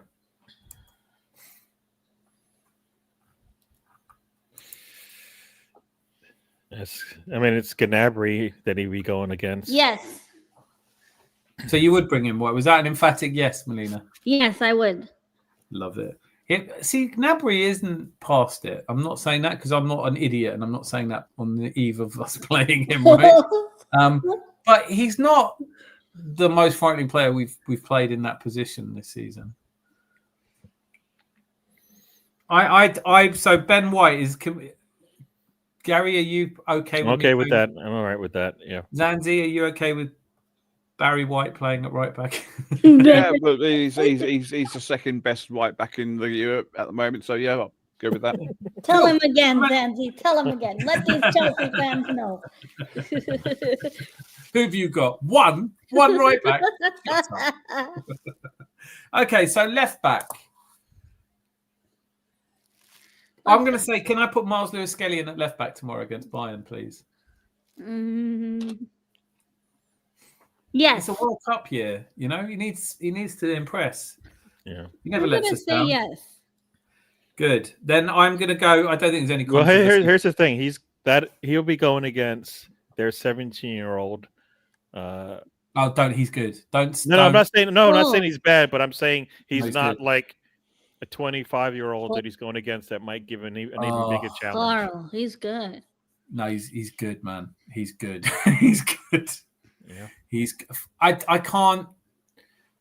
I'm just saying that Skelly has played against players that are comparable to Carl. I think right? Last year. You find out with Skelly. I think these are the games that are really. I think. Not to take it back to Paris Saint-Germain under Luis Enrique, right? They lost to us, and he went away, and he went, right, this isn't working, and he was able to adjust things, and by moving certain players around, he achieved the perfect combination last season, right? Dembele was outstanding, switched around because he, so I think that if we lose against Bayern, but we learn something, similarly important. And I don't know if Arteta would, but I think that could have value. If your back four is who I think it's going to be, with Rice, Mosquera, and Capia and Skelly, then yeah, have Skelly in it, because he's going to be the one pushing forward, because that means then we'll have a back three of having Capia, Mosquera, and White. And no, I haven't got Mosquera. My centre back. So I'd have White right back, MLS, Miles Lewis Skelly at left back, Hincapié and Saliba. That was the two centre backs. I can't change Saliba around for this match. I don't like changing centre backs anyway. So that's the back five basically. But I thought you wanted to give Saliba a rest. No, I can't. That's what I'm saying. I want to give the players I can give a rest, but I can't rest Gabriel. And we need partnerships to form. And I think that we saw Mosquera stand in for Saliba. That worked quite well. We've seen Hincapié briefly stand in for Gabriel. That's gone okay so far. But having them both suddenly in, I think that's too much pressure on them. And I don't know if So no, my back five is Kepa. Well, was Kepa, but we're going with Raya, Ben White, Miles Lewis, Skelly, Hincapié, and Saliba. So are we all agreed on that? And that center back pairing gets us into the Chelsea game, having 2 games under their belt playing together. And if that continuity, and that they don't even have to talk anymore, kind of thing, will be there by the Chelsea game, which is what we want.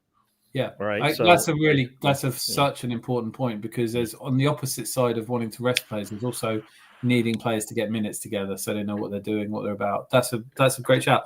So I think that as a final piece in the back five. So that's our defensive unit. And it allows for a little bit of rotation, which I think is important. Timber does need some time off. Yeah. And he'd be on the bench. So if you felt like he was going to make a massive difference. Here's where it gets interesting. I would be resting Zubimendi. So play Norgard? I would be playing Norgard, yeah. Really? Yeah, I would play Norgard. You sure about that? Yeah, I can't see. It's all very well to be sure that he's not going to be as good as Zubimendi. I think that's true, but he might be good in a different way. And I think it's going to be a physical game. And I think I was just about to say that physicality would be. And I think Norgard brings you that more than Zubimendi does. And also, look, Zubimendi.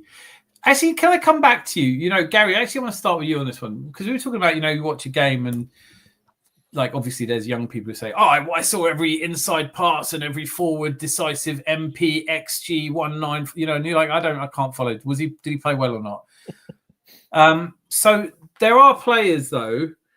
Zubimendi. I want to go around and get everyone's thoughts on Zubimendi in the North London derby. It's first ever North London derby. What did you think? Outside of the one thing that he did wrong. And you know what? Here's the thing. I don't remember saying or thinking his name too often, and usually that's a good thing, right? And because we've played many times with, we've had good play from our central midfield guy, and you don't hear his name much, but everything's clean, everything's quiet, and that's what it was. And I think him and Rice and Eza basically made it like that. So I'm going to say he had a really good game because it was quiet there. I didn't mention his name much. Right. And so I think that's a good thing when you don't have to mention your midfielders' names that much, because usually when you do, it's because either they've given up a foul or something like that, or they've gotten turned, and that did not happen. And so, yeah, he's played well for us, and I think it's a different type of style to what we've had before, but it works. And like I said, Rice has only gotten better, so that's actually made it probably even easier than it would have been. So I think those two, I don't know what you have as far as Rice, but if Rice is I assume Rice is going to play, which means that you got one half of, once again, you're going to have to rest 2 players that you'd rather keep, but you got to rest. Gary. Sorry. I am in frivolous mood. I will not opt for Rice. No, this is a game for pasta.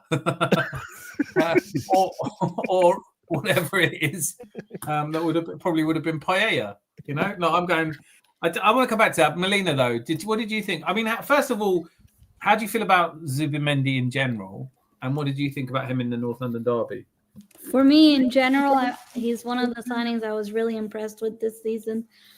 The impact that he brings into this team is unquestionable. For me, it's more so his passing range and ability, the directness of his game, playing consistently throughout the season. For me, he's a younger version of Jorginho. That's how I like to see this type of signing, and I'm quite impressed with his performances so far. The only bad moment is sometimes he's caught in the wrong caught in the wrong moment of things, and it kind of costs us. So I just think decision making wise, that I want to see a bit more improvements. But he's bossed that anchor role with little physique when compared to someone like Partey, who we previously had. Yeah, I think he's a better player than Partey, but I mean that's an argument that's rumbling on. Yes. I think that it's like a lot of arguments in football. You can have it or you can just wait and see. I think if Zubimendi in his first season is lifting up the Premier League, that'll go a long way to making me think he's a better player than Thomas Partey. I do, but then part of that I also acknowledge might be just that I really don't like the idea of Thomas Partey. So, there's a lot else going on there. I acknowledge that. Yeah. I am being really bad with it because you guys have been so brilliant. Zanzi, what about you, just on Zubimendi? Depends what you're going to do with Rice. Okay. Well, I'm because basically, personally speaking, if you're, I would still keep Zubi there, but then I would swap Rice and Norgard over. Well, I'm getting to this a bit. Really, I just want to know. I think we're all actually consensus that Zubimendi's been a great addition to the side, and that he's an important player in a game that you really want to win. You'd probably most likely start with him. Is that a fair assessment? Yep. Yeah, cool. Yep. So it's just come down to, for my game tomorrow, though, I have picked Norgard instead of Zubimendi, and Zubimendi is rested for Chelsea. Only because Zubimendi's played so many minutes, and there's a point, isn't there, where you kind of go, all right, take a bit of a break. He's been away on international duty. I'll say that this. Let me put it to you a different way. That performance against Sunderland, I thought was much better than people said it was, but it looked a bit tired. We looked a bit leggy. It felt like a team full of people who couldn't wait for a break. And coming back from that against Tottenham, it felt like a group of people who'd had a break. We had the same thing in Dubai where everyone was said, these players are shit. They shouldn't be allowed to go on having a jolly. It's like we're asking them to put their bodies at the limit of their endurance. And so can we just give them rest whenever we can? Because not to be kind to them, but just to be pragmatic. If you want someone to run, you would never put a heavyweight boxer in a match 3 times a week. You would never do it. You'd understand that it takes a lot out of them to play a game. What seems to be happening is, they run around for 90 minutes. It's like, yeah, but they run around for 90 minutes against other people who, since the age of 8, have been training to run around. And so they have to be very fast to stay with them and incredibly physically fit to achieve all these things. And most sports, there is a longer rest period. There just is. It's good to have minutes in your legs and to be at the peak of but look at tennis. They get these players that they wait for Wimbledon all year round and they just miss out on it because they're just not quite full form. I would like to see us play Norgard tomorrow, and I'm not going to be playing Rice either. So tomorrow, I feel like he's gone rogue. Ban him! I don't know. I'll be cast out of top, bottom, and mid gooners. I'll be in a little solo. I'm a solo gooner, right? But no, Rice too. Come on. I know, right? I'm going crazy, but I thought Marino instead. Play Marino in midfield. What? No, that scares me. You definitely, you know what? Whatever's in that cup, it's all gone now. So you know what? We're in trouble because it can only get worse from here on out. I'm sorry. So who's playing strike? Are you going to play Harryman and Who's playing strike? Are you playing a Noose kid from the under 21s then? No, I'm not playing a Noose Harryman against Bayern. So we're gonna get rid of our essentially our spine striker. In front of what is interesting is could Gyökeres line up for tomorrow? Because there's been talk. I think he'll be on the bench. Havertz might be on the bench for the really. Gyökeres, I think is. I don't think from what I saw, I don't think Gyökeres will be ready. even for this weekend, I don't know if he'll be ready. Oh, that's I not- kind of feel like if he wasn't ready for the derby, then he can't really be ready 3 days later. Mhm. I have a feeling, I don't know, but I have a feeling that he would have busted gut to play in that game. It's the sort of game you think you're quick. And that's one of the great things about this squad at the moment. You get a feeling they want to play and they want to win. And everyone wants to play in a winning team, you know. So, okay, so I realise there's been a slight objection. I think 1 or 2 of you are not convinced by my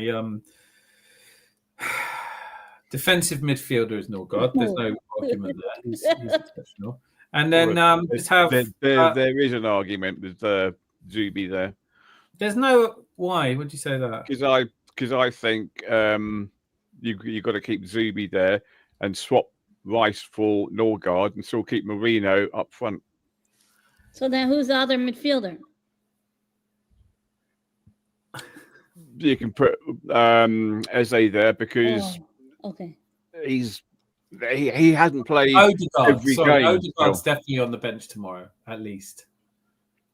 Captain. I think so. Yeah, that's a good shout. Well, so I get there's this attachment to not changing too much, but I'm sorry. I think we're generally all agreed that Norgard and Marino is a very good midfield pairing. Nobody said that. Right? Zanzi, you with me? Don't be telling the mutiny. Are you with me? This guy's got our captain has gone rogue. I'm going with the curtains, mate. Dan, Zanzi's gonna put you in the cellar for that lineup. This is one of those where do you listen to the captain when he tells you storm the castle? You know, I value. Listen, I don't imagine there's any world where he does this. Oh, for sure. But I'm trying to see which are and which are not acceptable. I felt like Norgard was acceptable. I take your point, Zanzi, that you would have him in the left 8 as opposed to defensive midfielder. I love your comment about who would we play up front, because that's silly. Yeah, isn't it? we have no striker right now. I know, but we have no striker, and Marino is not a striker. And the last 2 games he's played up front, he's been like the 3rd most up front player. Whatever they're doing seems to be working. There's a real togetherness in the team. We have some difference makers in Eze has arrived, and we can all start to look forward to. Listen, he's not going to play like that every week, but we'll see glimpses of that throughout the season, and that would be special, and I can't wait for it.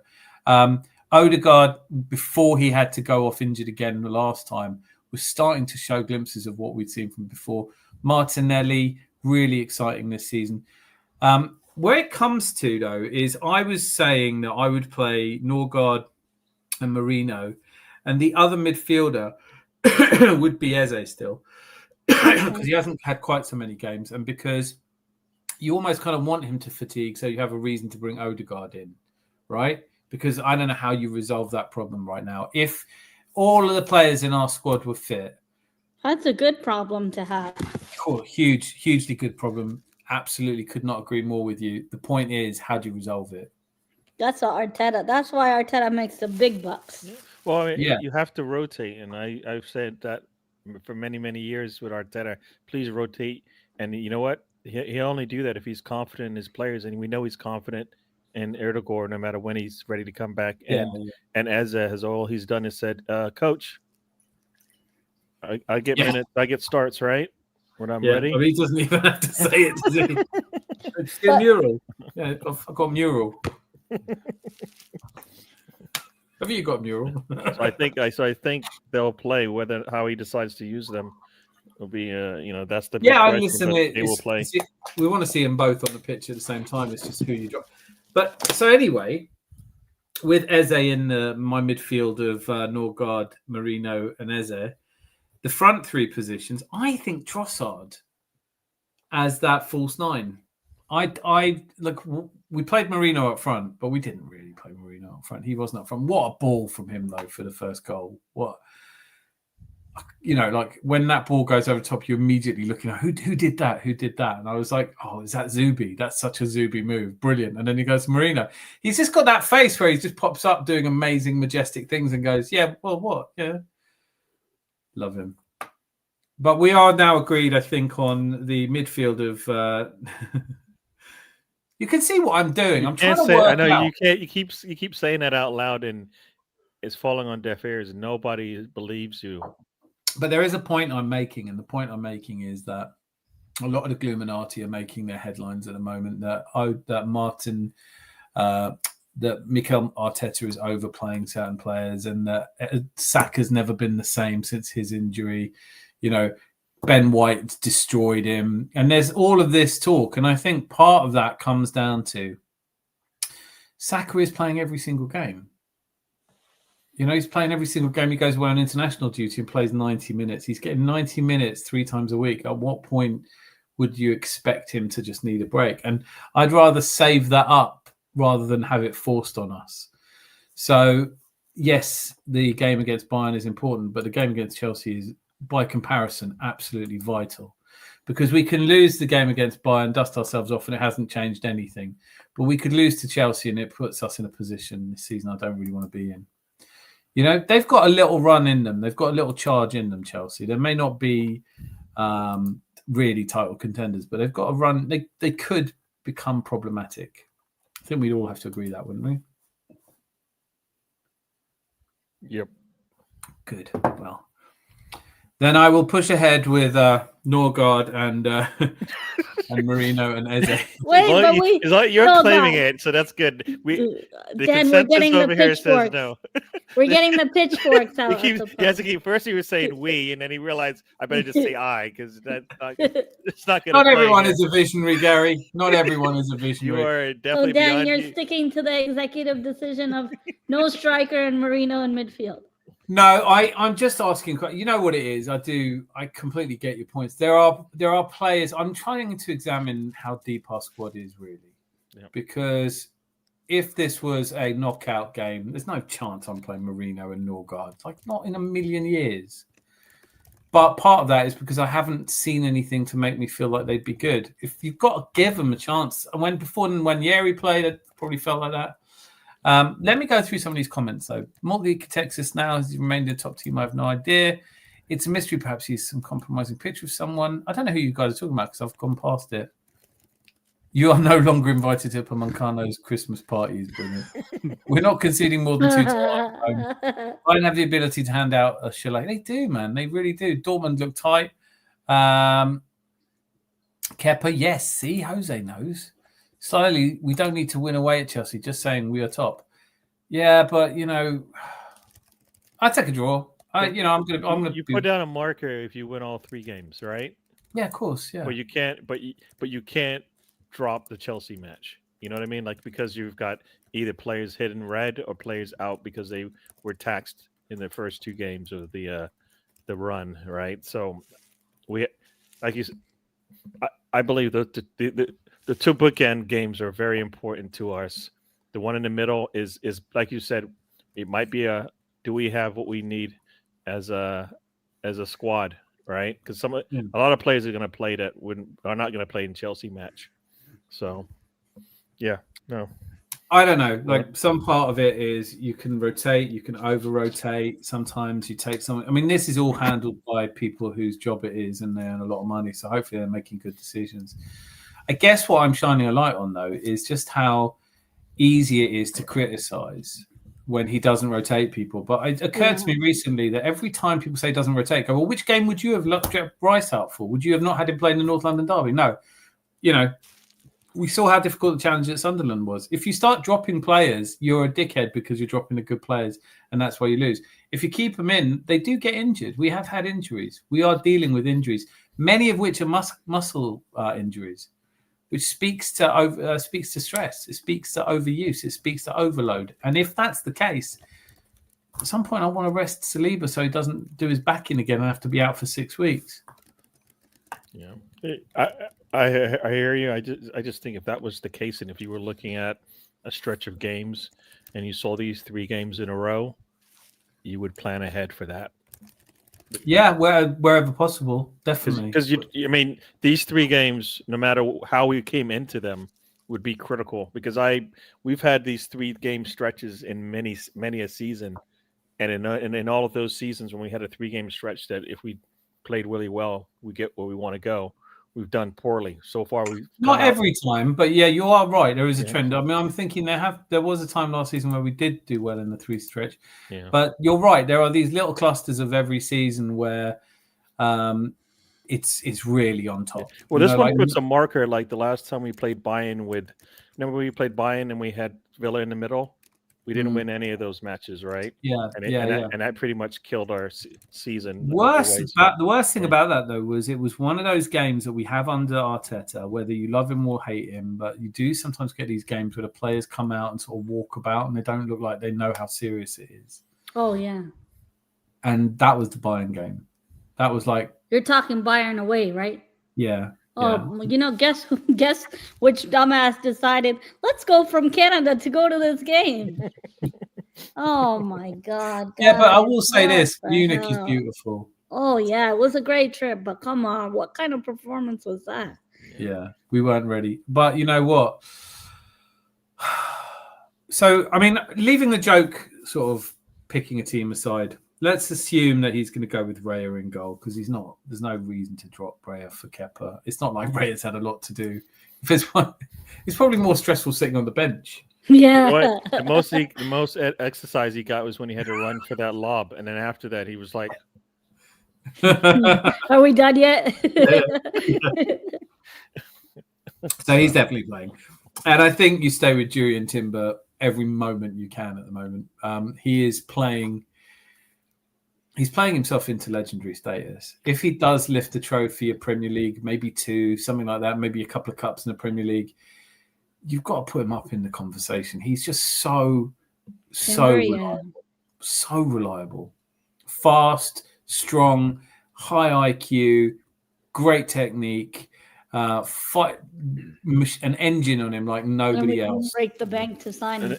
And the things people said about him in the sense that he doesn't, invert and all of that, I think he'll pick it up because he's that good of a player. And, I don't think our attack on that side is, and it's not what it was when it was White, right? But I think we're all the better for him and he can contribute when he does decide to invert. But, I think if you got Calafiori bombing up the pitch, it's really hard to say, you know what, I need you to also do that. It's not the same. It's just not the same, He has to maintain some balance there and stay back. So I've never seen a defense quite like this one shaping up to be. It can fall apart or it could get better. We don't know. It's too early to say, etc. But Julian Timber is a very important part of what is a very strong defense. He's giving me Lauren vibes, honestly. Yeah, that's a good show. Solid, dependable, right? Yeah. Never really gets the plaudits he deserves because, again, we've been saying, like when you don't mention a player week in, week out, but you're getting clean sheets, other teams aren't getting any possession, and you go and analyze what these players are doing that kind of goes under the radar, isn't flashy, but is really important. The difference between this season for me and seasons before is that I've always found it funny that when the ball is sort of in play and we head it always seems to go to a player from the opposition team. The kind of, we might win that duel, but we might not win the actual second ball. And this season, we just feel like we're better positioned, that people are backing each other up. Norgard needs minutes to be useful. I think this is the crux of it. But Jose, would you play him against Bayern though? Alina wants Dan to phone a friend on his Norgard decision. Actually, I think not the Norgard. It was the Marino. That's what I said. He's already a striker. I said, hold your horses. Wouldn't you play Trossard up front then? So you'll play Madueke left wing then? Yeah. Or Saka and then Madueke right wing. We've got options. So you're not going to give Saka a rest? No, I am. Well, I was, but I don't. I mean, the whole question that I had was how many players would it be okay to put the second string out? Because what you were addressing right at the beginning is, but we've still got to play like we want it. I was like, I think this second string would have something to prove, and they would play like they want it. That's the point of this. What did we do 8 last time when we went crazy? I think we took out 8 we put in 8 new players. Last time we did something, I think in the in that Champions League match when we had 8 players come in and play. Basically resting 8 of our starters. But in the old days of the Champions League, I keep saying this, like if you'd qualified, I went to see us play Juventus, and if we'd won, we would have qualified. They'd already won the group. None of their fans turned up. I'm not even kidding. The Stadio del Alpi had like 8,000 people in it, 6,000 of us. It's like one of the games we played last season, Dan, after we qualified. Yeah. What was it? Zinchenko played attacking midfield, that one. When we played PSV that last game? No, it wasn't PSV. Oh, maybe it was actually. Yeah, no, maybe you're right. You know what happened? The tickets, like they couldn't sell the tickets, right? So it just went on general sale. It wasn't even on ticket exchange. Everyone and their nan could get a ticket. Like it was all blue, all the sections you wanted to sit at. And if he rotates players, all the people staying at home watching it will go, "What's he doing? It's an important match." What's he doing? Off his head? Yeah, I don't mind to some degree. I don't mind the rotation. I just mind, I guess, maybe what looks like the perceived mindset going in. That it's not just a nice little exercise. It is actually we're coming to do some business here. So that's my only thing. I don't. That's just what I'm think. That's the way I think of it.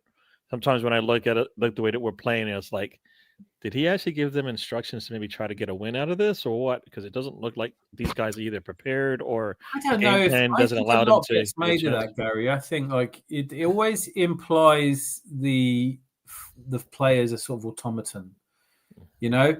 Professional footballers, I think once they cross that line, they want to win the match even in training, right? That's the type of player that makes it to the top of the game.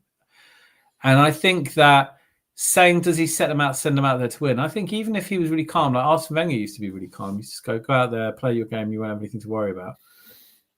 Well, you don't have to G footballers up to winning games, but you do have to prepare them for what they're going to face in the game. And, I think that whichever of our 25 players goes out there tomorrow, it'll be, for some of them, it'll be a real opportunity. For Norgard, it'll be a chance to go out and play a Champions League game against Bayern, a massive club for the team that he loves. And I think everyone will want to play it. I think if Gyökeres would pretend to be fit to play it, because these are the games that everybody wants, but it just happens that we're playing Bayern, an undisputed titan of world football.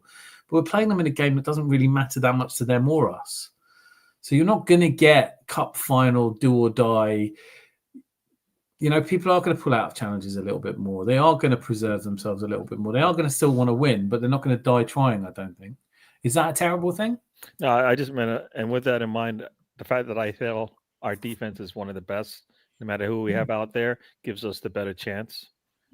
Because if you are if they rotate their back line like we might, they won't feel the same about, well, I think these guys will still get the job done the same way or similar to what I've seen. The drop off will be bigger for them than for us, I believe. So I mean, look, I will report back. I regularly listen to Mir Sanrod, which is the fan channel, the German Bayern fan channel. That's the biggest one. I really enjoy it.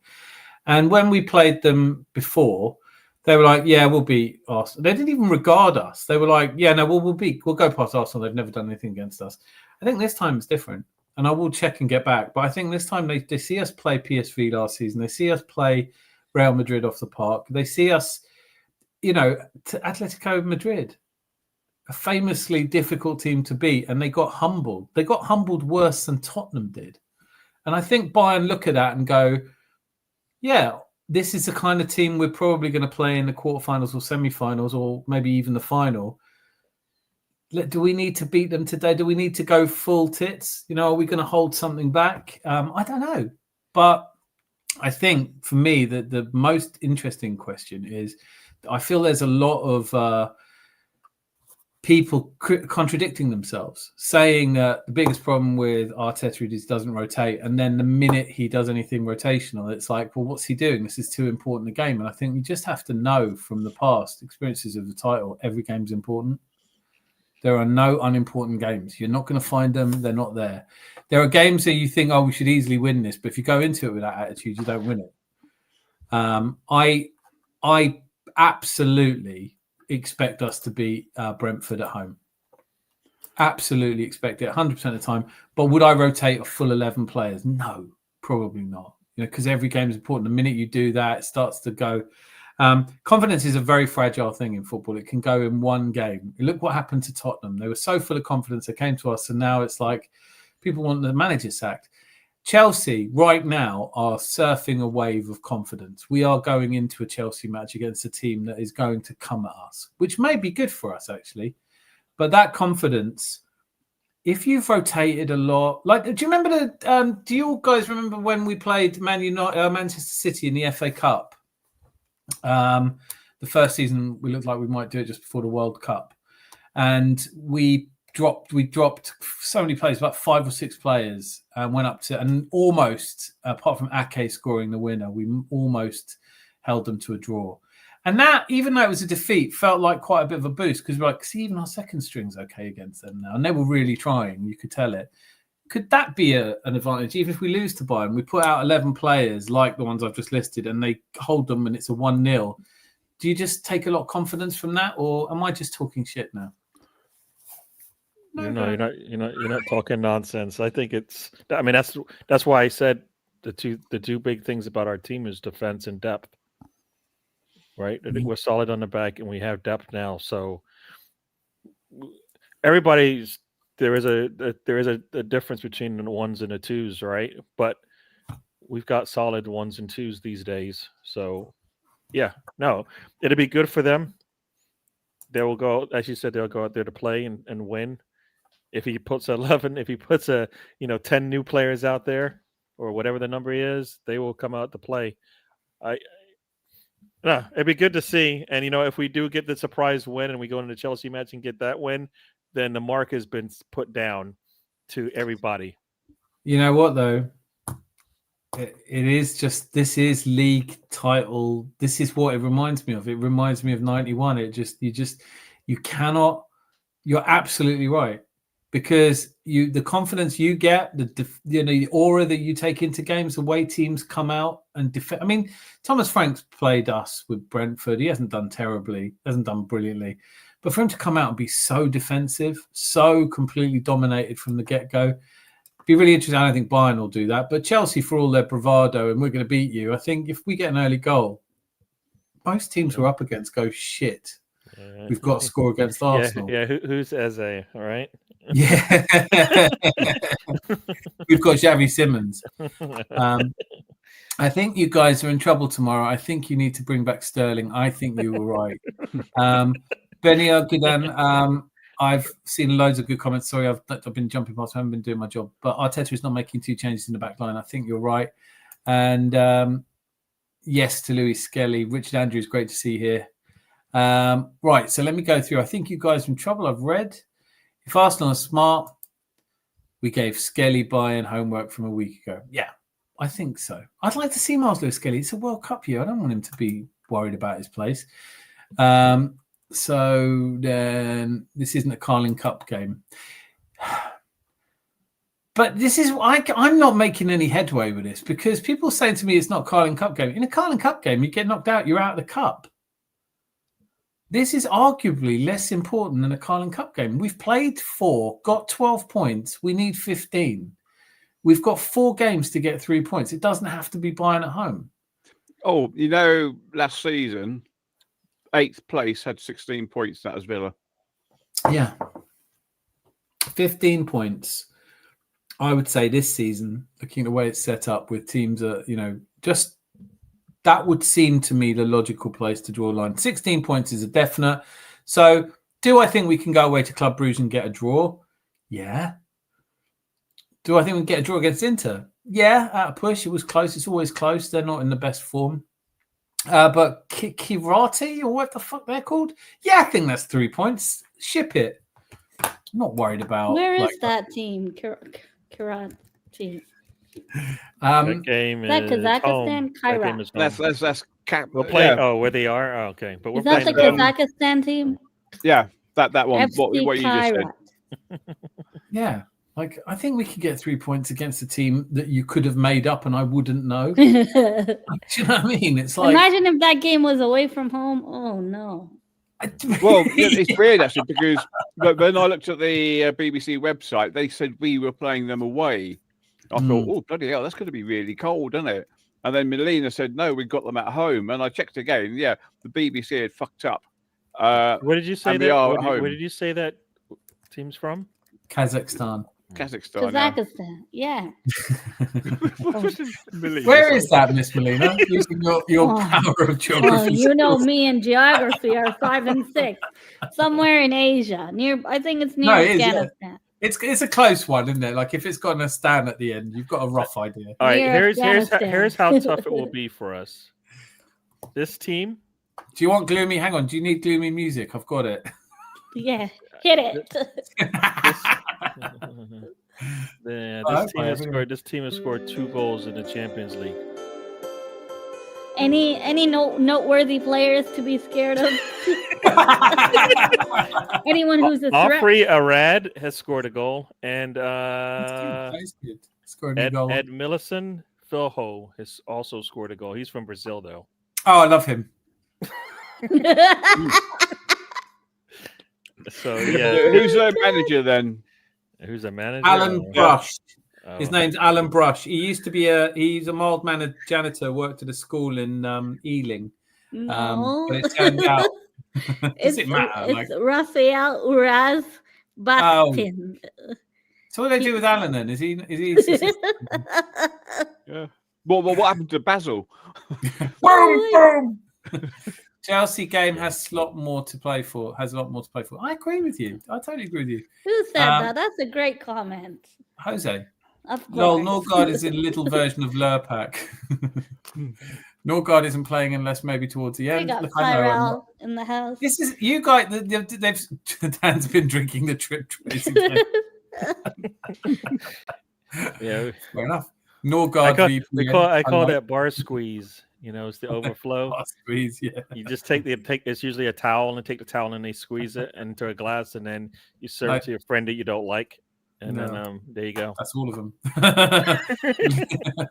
Melina is going to have a conniption. Take back the Merino name quickly. No, I will not. We bought him for a reason, didn't we? He's not a striker, Melina. He's a makeshift striker. Yeah, well, we don't need a makeshift striker. We've got Trossard, good with both feet. Yeah, and some people wanted to sell Trossard. Remember? Yeah, me. Really? I was like done with him. I was like, after he didn't celebrate all last season, I had the piss with him. Do you remember against Villa, he did that thing to hush up Arteta? Yeah, and that's what I'm talking about. Since that moment, I had a real problem with him. He was basically telling Arteta, "This is why you don't bench me." You know what? That's all very well, and I don't mind you doing that privately. But when you're doing it, you're also saying Martinelli shouldn't have started, and he's your teammate, and that's not classy. So if you're going to have a problem for not starting, go out there, score goals, be undroppable. You will. There's no doubt you're going to play. But to do a silly demonstration in front of fans, that's not cool. That's putting yourself before the team. That's not how it goes. This is not that kind of game, you know. We no longer have that toxic dressing room, so you don't want to reintegrate things like that. I think Arteta talking about Trossard, right? And that's probably the reason why he left, right? Brighton in the first place, because supposedly there was a little bit of back and forth with the manager, and he had a bust up with Deserving. You know, that's a really good point, Gary. Because I mean, but then there is a very fine line, isn't there, between. We seem to do a lot more homework on the personality types than Wenger ever did. So I think that we turn away from players like Ivan Toney. We didn't get Ivan Toney, Victor Osman, players like that because we think the personality is going to be. What was the issue with Ivan Toney's personality, though? I'm sure he didn't have a dossier full of issues. This is the things he said. I think he was talking about Arsenal and he's playing for another team, and I think that would have rubbed. No, you know what the worst thing about him that I really didn't like. He was at Brentford, and he was obviously being linked to lots of clubs. And then he did the interview. Said, "I love Liverpool, but I also love Arsenal. And if Man City are interested, I've always loved them as well." In fact, anyone with a he didn't quite go that far, but he did say he loved Liverpool and Arsenal. That's why he's still a Brentford player. But there's a video of him being stopped in his car by a person who doesn't know who he is, and they say, "Who do you do?" And he's like, "I'm a footballer." He goes, "Do you play for anyone good?" And he going, "Nah, not really."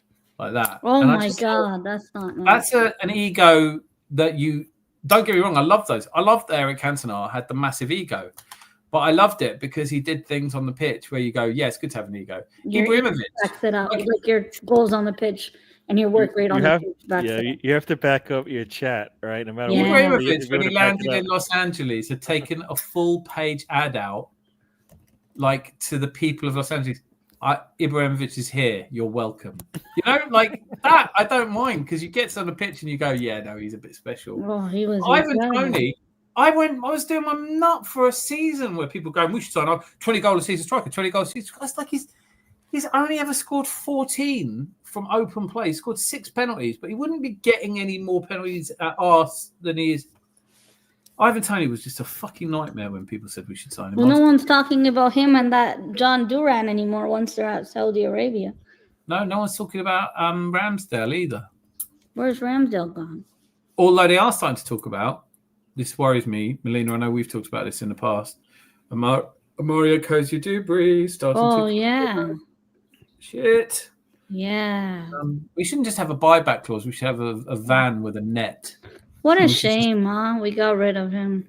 I think it comes back to what we're talking about, that they do more work now on personalities. And so I think that, like, you can look just at Liverpool. They haven't necessarily got the wrong personalities. They've just changed everything too much in one go. And Yeah. no one's settled anymore. And the disaster of Diogo Jota, I think it plays a part. I'm not trying to give anyone excuses, but I mean, you have to be quite a savage cynic to not allow them a little bit of grieving time for a colleague. I mean, you know, like what it's like. You work with someone and you come in after a couple of weeks off and they go, that person's died. That hits you all kinds of ways. Speaking of Arne Slot in Liverpool, now's the perfect time. Now's the perfect time to promote the video that Dan did about the bust up of the slot machine, folks. Oh yeah, I quite like that. If you haven't, like the fewest views ever. Checked it out. Just do check them out. Do check. There is a musical playlist one. Just have it on in the background. It's all money in the bank. That was a good song. I really like it. It's just the hook, but there's a bit that I don't like. For me, it's the lyrics. Yeah.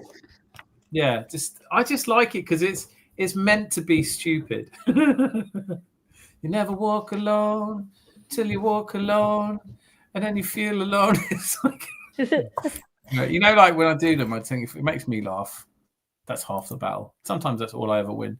Dan, are you deliberately coming up with a team that no one would pick? You know, it might make someone else laugh. And exactly. That's what that whole thing is. If you're lucky, you get one other person to laugh. But Dan's team could still beat Rangers, Rosie. Rangers isn't a real team. Nor convinced by Chelsea, not across the whole season. No, I'm not. But can they really be the title contenders? Each point is priceless if we are serious about winning. I think they'll fall off. No. Did you they watch, have tough fixtures coming up. I think they'll drop off. Yeah, agreed. Did you watch Adrian Clark's breakdown of the win against Tottenham? No, but I can't. I have to have a break from Adrian Clark because I really like him and I love listening to him, especially on Handbrake Off. But I watched him Arsenal.com and he's got the face like, you know, like he's a cartoonish face. He looks like Quagmire. So now whenever he starts speaking, I just imagine Quagmire saying it, and it's not working for me at the moment. I just need to break. I need to be like, I need to de-quag a little bit. Yeah, I watched his YouTube video yesterday on how Arsenal broke down Tottenham. Yeah. And I was watching that, and the way Tottenham set up with basically 3 central defenders. And I was thinking, well, yeah, it's great. And then I started thinking, well, hang on a second. When Spurs came to Arsenal and we'd sorted out our lineup, and then Arteta gets their lineup, and he's thinking, 3 central defenders. Right, this is what we're going to do. So it's probably only taken Arteta an hour to explain to the lads, look, instead of doing what we normally do, we need to do this, this, and this.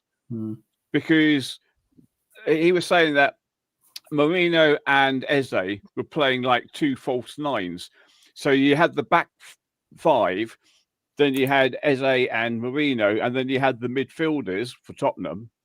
And it was like they didn't know whether to come forwards, go back, or do what with our two there. And then if they went to them, then we had our midfielders pushing forwards. And so a lot of credit for that win has got to go down to Arteta looking at the lineups and then going from Arteta there. is Ted Bundy. I don't know if you knew this. All right. Yeah. I know he was born after Bundy was executed. I know it doesn't make sense, but just work with me. He is a psychopath. I remember watching it, and as you said, Zanzi, he explained it pretty well there. Because I was saying to myself, "Where is Moreno? Why is Moreno so deep?" I loved it. Like what? Because he usually is deep, and it's not for. It doesn't seem to work sometimes. But this, like you said, when he showed it like that, you're like, yeah, it definitely worked, because that's why Eze was sitting there like by himself sometimes. I mean, Eze was given the kind of freedom that we all prayed someone would give him. Yeah, that's a decision I'd give Arteta a lot of credit for. Yeah. But you know what? Like, we are now in. Do you know this is interesting? Or at least before you move on, the one thing about Adrian Clark is I swear he is looking through me, and I'm like, it scares me. Like if you know how you have the staring contest, and whoever looks away loses. Yeah. I always lose. He's staring right through me, and I'm like, dude, come on, stop. I really like him, and I love how, like when it comes down to it, he may not have played much for Arsenal, but he was in a great squad, and who wouldn't give up, like some of their career to have done that? It's amazing. That's why when you see Harriman and News and people like this coming on, you still have to think, my God, how I wish I was you. Let me go through some more comments then. Adrian Clark played 9 times for us. Yeah, and it was he was a 97-98 team, wasn't it, that he played in most of his games. I think he was 6 in that one. I couldn't tell you off the top of my head.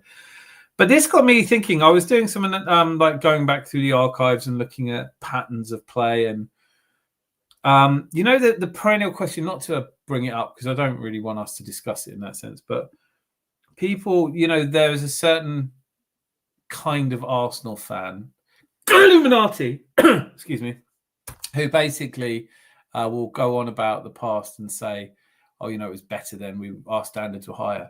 And I suddenly unwittingly fell upon the career of Terry Neal. Zanti, you will remember Terry Neal. Oh, yeah. And it suddenly occurred to me that Terry Neal was sacked in his 7th season. But the similarities are pretty stark. Both of them won 1 FA Cup. Both of them, Terry Neal got to 3 finals and won one of them. 4 finals, sorry, and won one of them. But it's just really interesting to me. I don't remember anyone really talking about sacking Terry Neal till it actually happened. His league career was 8th, 5th, 7th, 4th, 3rd, 5th, and 10th. So as history would show us that we have a manager who's had more time than Arteta. But we know right now, all of us know that this is Arteta's final stand, because we don't have it in us to believe in him once more if it comes close. Reality. It might be that we're winning the quad. Boy Tendio, I know, has convinced me. But whatever else happens, we know that this is an absolute must-win season for silverware. But I never hear anyone slagging Terry Neal off. I don't remember anyone calling him a psychopath. So our standards have risen dramatically since then. Or things have gotten worse, and there's just too much information and too much interaction that you didn't have back then. That you can go. I don't think any of your word. I don't think anyone. I'm sure Terry Neal, who sadly passed away now, but I'm sure there was never a point where he goes, God, I wish my players had social media. God, it would have made my life so much easier if every fan had an opinion and a channel to voice it on. Oh, I can't wait to get home and have my 9-year-old kid's social media blocked from everything, just because otherwise he might genuinely think that the grumpy Irishman who wakes up every morning to tell the world I'm a psychopath is right. It's just a weird world we live in. And I think this is where it really jars with me, because Terry Neal was the manager in charge when I started going. And I was there in the North Bank for the grumbling, but there was nothing like this. There was nothing like being top of the table, 6 points, like points clear of everyone, having conceded only 5 goals, just won the North London derby 4-1. But the discussion about whether to sack him is only ever a moment away. It can rise up at any time. And that is a whole new way of supporting Arsenal for me. I don't support that way. I can't support a team that I think is going to lose. That doesn't make any sense to me. I'm expecting them to win every game that they play. That's how I go. If you were a QPR fan, would you feel the same way?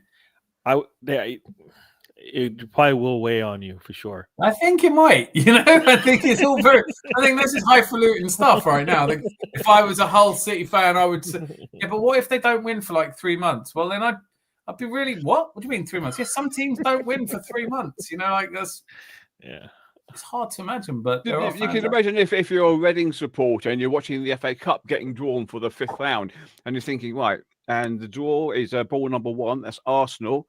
And it's 24. Reading, you think, oh, Arsenal, yeah, we'll win. And I'm not satisfied unless we beat them. Yeah. Even though in, I think, 11 games, they've never beaten us. We've always won. Yeah. Well, like I said, there's levels to this thing. So, what is our pain is somebody's, pleasure kind of thing. I would say I would square the circle this way. I'd say, like, when you can see that your team is arguably the best team in the league, then you expect them to win the league. It's not like we're looking at a bunch of dummies that keep running into each other and going, oh, come on, we should still have standards to win the league. I think we all know that we have it. We don't know how we could not win the league, but it would be a disaster from here. It just would be. Let Man City win it. Come on. Rice, for instance, there's no point talking about rotating him if people can't fathom which games to rotate him in. Exactly. You've got to come up with a game where you don't mind Rice not playing, and ain't going to be Chelsea. He's got to play against Chelsea. Yeah, and the problem is sometimes, you before you make that decision, you get forced. Like, who would have known that Gyökeres would come out, have a really good game, and then we never see him again. Like, he finally looked like, yes, this is what we've been waiting for. He finally got it. Even though you're like, I think he's playing a lot of football going into this thing. He finally looks like the guy you're like, yes, now nobody can talk about, well, he looks a little bit out of place, blah, blah, blah, blah, blah. And then he gets injured. And now we've got to wait like a month probably before he comes back. Yeah, but you're right. I mean, but then cast your mind back to Gabby Jesus scores 5 goals against Crystal Palace in 2 games. He goes out. Kai Havertz had started looking really good when he went out. This season, Odegaard came back. Looked like he was going to try and really impose himself on games. He goes out. They tend to go out at the peak rather than limping around. It's when they're actually at their best. Maybe that means they'll come back stronger, better than before. Hopefully. I don't know if I'm an idiot, but I read the article where they had a surgeon saying sometimes with after surgery for hamstrings, people come back tougher. The hamstring is able to grow more strong because it's not weak anymore.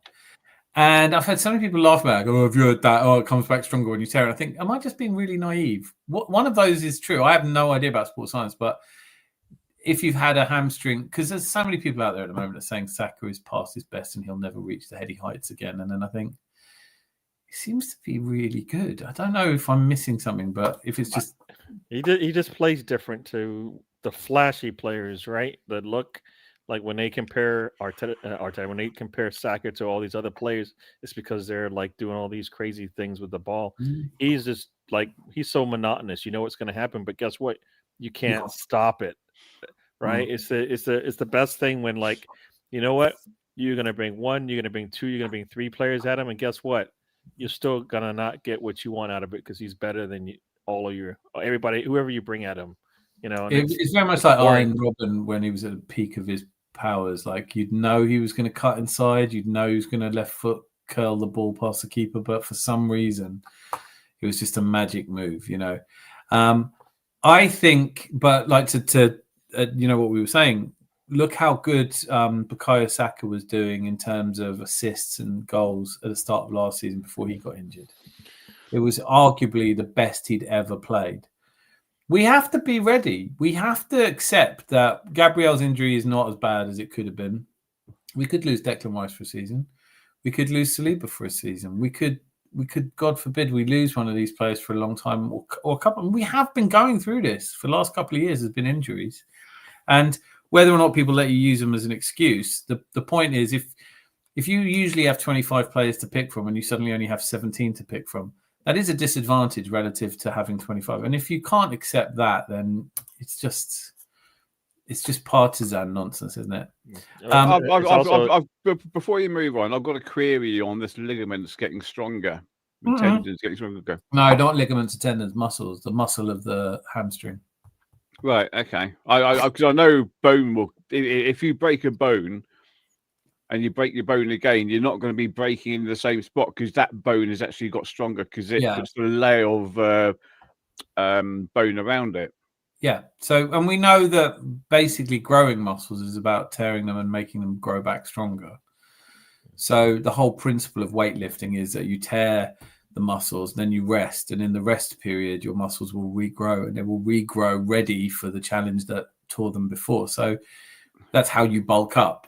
But it was a surgeon, I'm sure it was in the Standard, and he was writing about actually with these modern treatments, the reason more players are having hamstring operations is because actually they're different from how they were. Nowadays, when you come back from a hamstring operation, you can get further ahead than you were. And I sort of just took that on board. I didn't do any fact checking. I just thought, well, he's got a white coat on. He looks like a doctor. But then recently I've heard so many people laughing at that. And I thought, actually, when you say it out loud, it does sound a bit bullshit, doesn't it? Like, oh yeah, he's broken his leg in 4 places, but he's a mover now. He's a lot faster now. You know, it's like I just want to believe what I want to believe on that one. I know. I mean, with me, I dig my ligament cartilage, both ankles, 35 years plus ago, and I know now, especially on my left one, sometimes I'm right, but if I'm on something a little bit uneven, sometimes it will just turn because it's not as strong as it used to be. It's like having rubber bands, and if a rubber band breaks, it's never going to get stronger again if you tie it together. Yeah, there's always going to be going to be weak. Yeah, and I was going to say something when we were talking there, and the reason why I think we don't have the player, how you say it. We don't have the players set up in a way that we can rotate them now is because Hincapie didn't really get a good start. I think he was injured to start. Norgard was injured to start. Yeah. Right. And I think that White has been injured to start. So all of these things that we're talking about now, we haven't been able to rotate, especially on the back line and in the midfield to some degree, because a lot of these players have been injured to start. And like you said, Gabriel probably doesn't get injured if Hincapie comes in and is playing the way he was and maybe pushing for minutes, as opposed to like we can't even use him because he's not even on the bench. So I think that's it's one of those things where that's why you want to get your players in sooner than later. But if they get injured, it just slows you down anyways, no matter what. So you just want to avoid. You just want to, like, last season was really bad from the start. You know, like we had stupid games, stupid sendings off. I still haven't seen anyone else being sent off, and they was like, by the letter of the law. But and so we had a really shitty start. Everything was going not quite right, and it's become fashionable to say you can't talk about injuries, which is just silly. Like you should be able to talk about injuries if you've got injuries. Obviously, if you spend £105 million on a player and he gets out for you, that's bad luck. That's you didn't spend over 100 million on a player because you wanted him to watch the football. So Declan Rice is really important to me. I need him fit at the end of the season. I think I build in a little bit of downtime that I don't think he's really had yet, and there's a long period before the next real any kind of break, and we could definitely do with. I know that they're looking at international breaks next season will be different. There's lots of things they're looking at, but the most obvious answer would be expand the number of players in a squad, and if you do that, but you've still got a fan base that never wants to see any rotation. Really, they just want to complain there hasn't been any.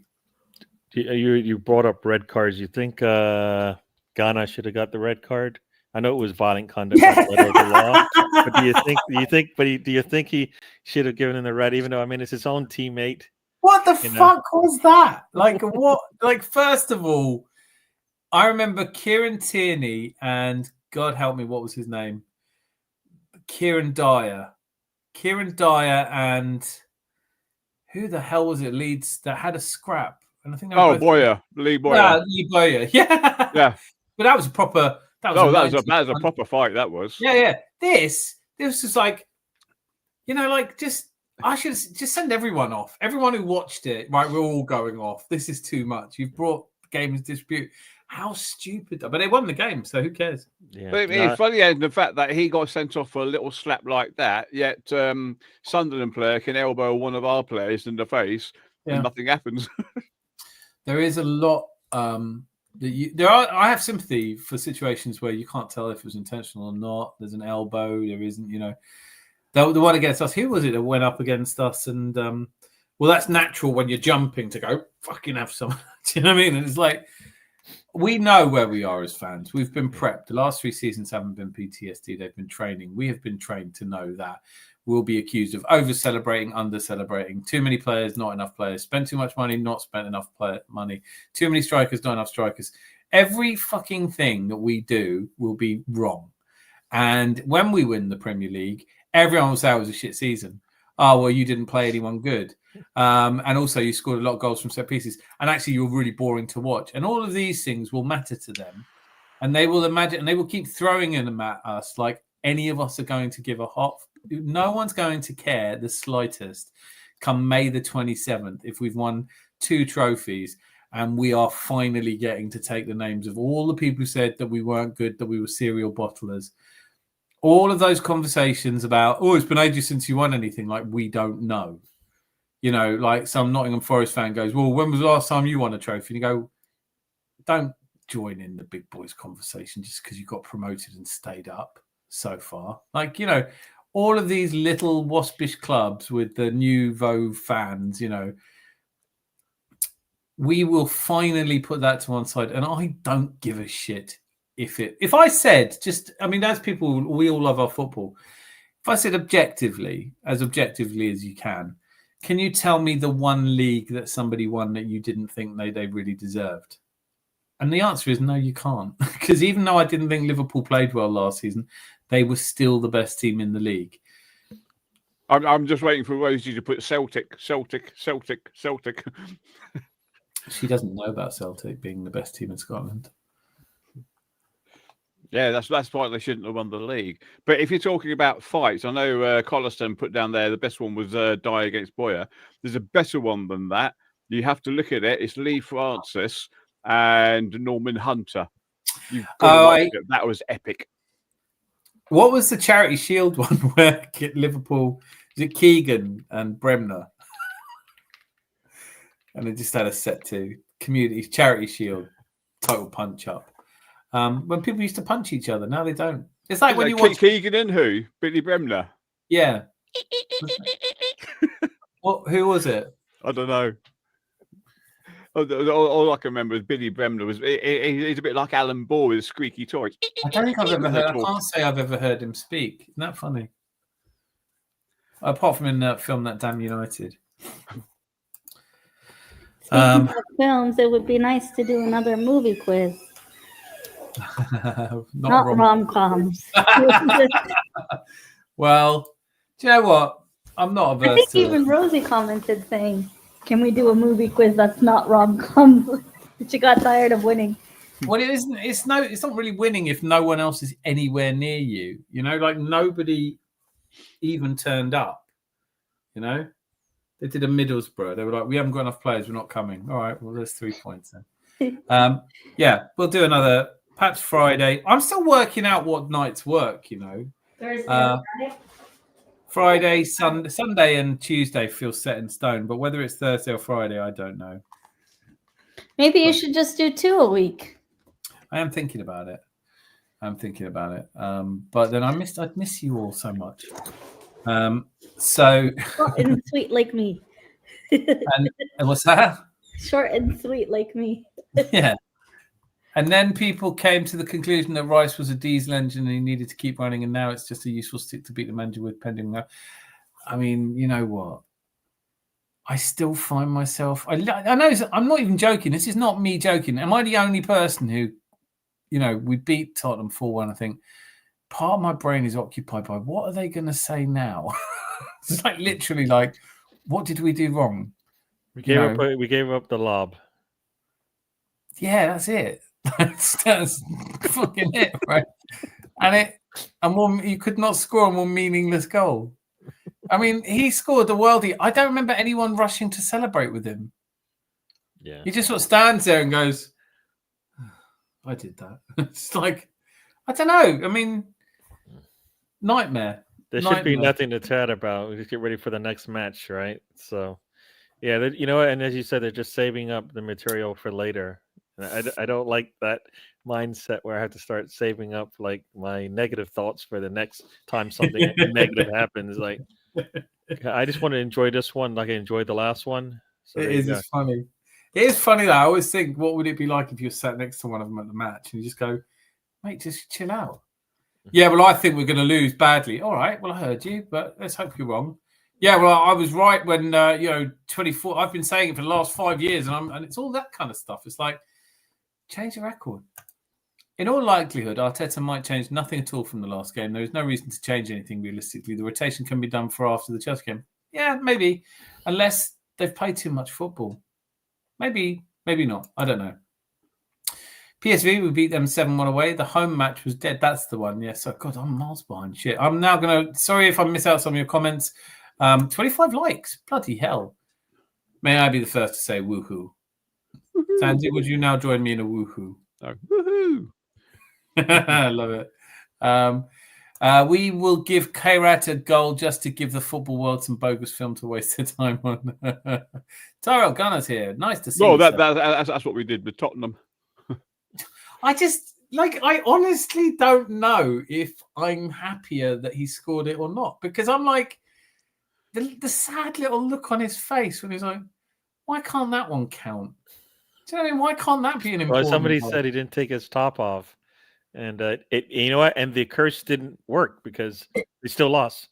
Yeah, no, but there was that season. Was it 2 seasons ago where he had taken his goal, his shirt off in celebration for a goal twice and been booked on both occasions, but neither of the goals stood. So he had more yellow cards for celebrating goals than goals. That's so typical of Richarlison. What's that?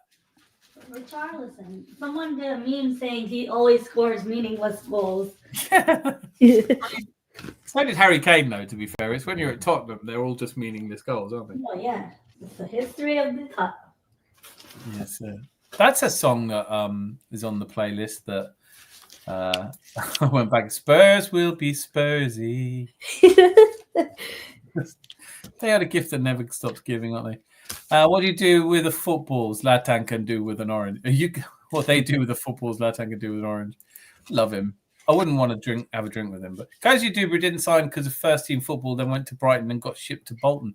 And Brighton loaned him out. Yeah, straight away. Like, it doesn't make sense. He wanted out, and I don't think, maybe I'm wrong. The Millet's here. Oh my God, I'm sorry. I taken those so long. So, what position does Kozy Dubry play? Well, back up to Saka. He was winger, right wing. I mean, Noni is, I assume, better. Is that right? Or is it too early to tell because I assume he's younger in his football career.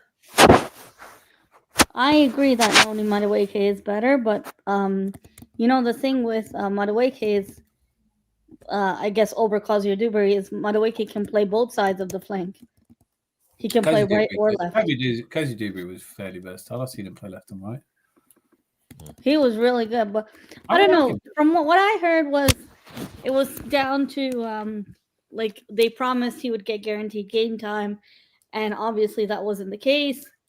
Then he decided to look at his options elsewhere. The same thing with Roe Walters. Now with Roe Walters and the Salah Eddin brothers, them two left too, right? Yeah. Different time though. They left in the summer. Rawl and Cozy Dewberry left in January. Yeah. And it was clear that we were fighting tooth and nail to keep them because we made them counter offers, and instead they both decided to go.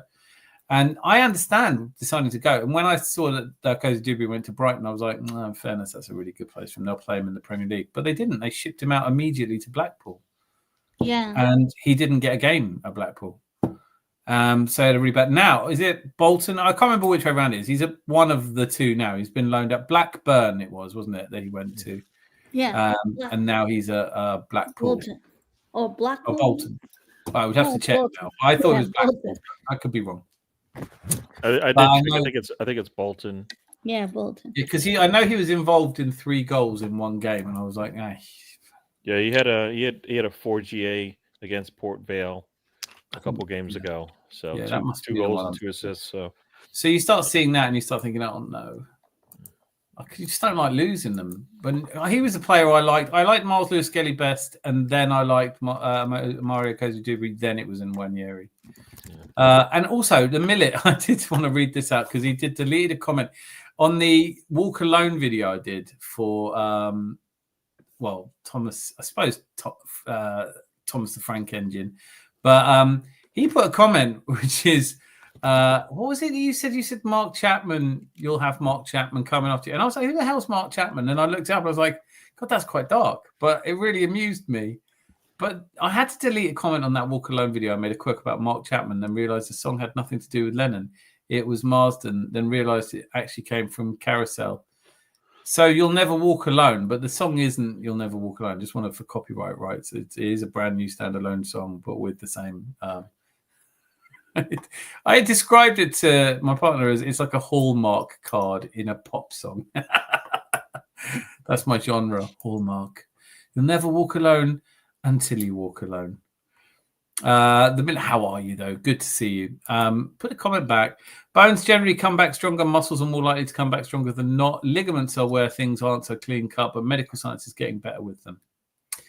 But we're getting to a point now we're just going to make footballers out of titanium and stuff. So it doesn't really matter. Women's sport is no doubt providing more test cases for various methods for healing ligament damage. That's a good point. I mean, it seems like every other day ACL tear in the women's game these days. Yes. It's disappointing.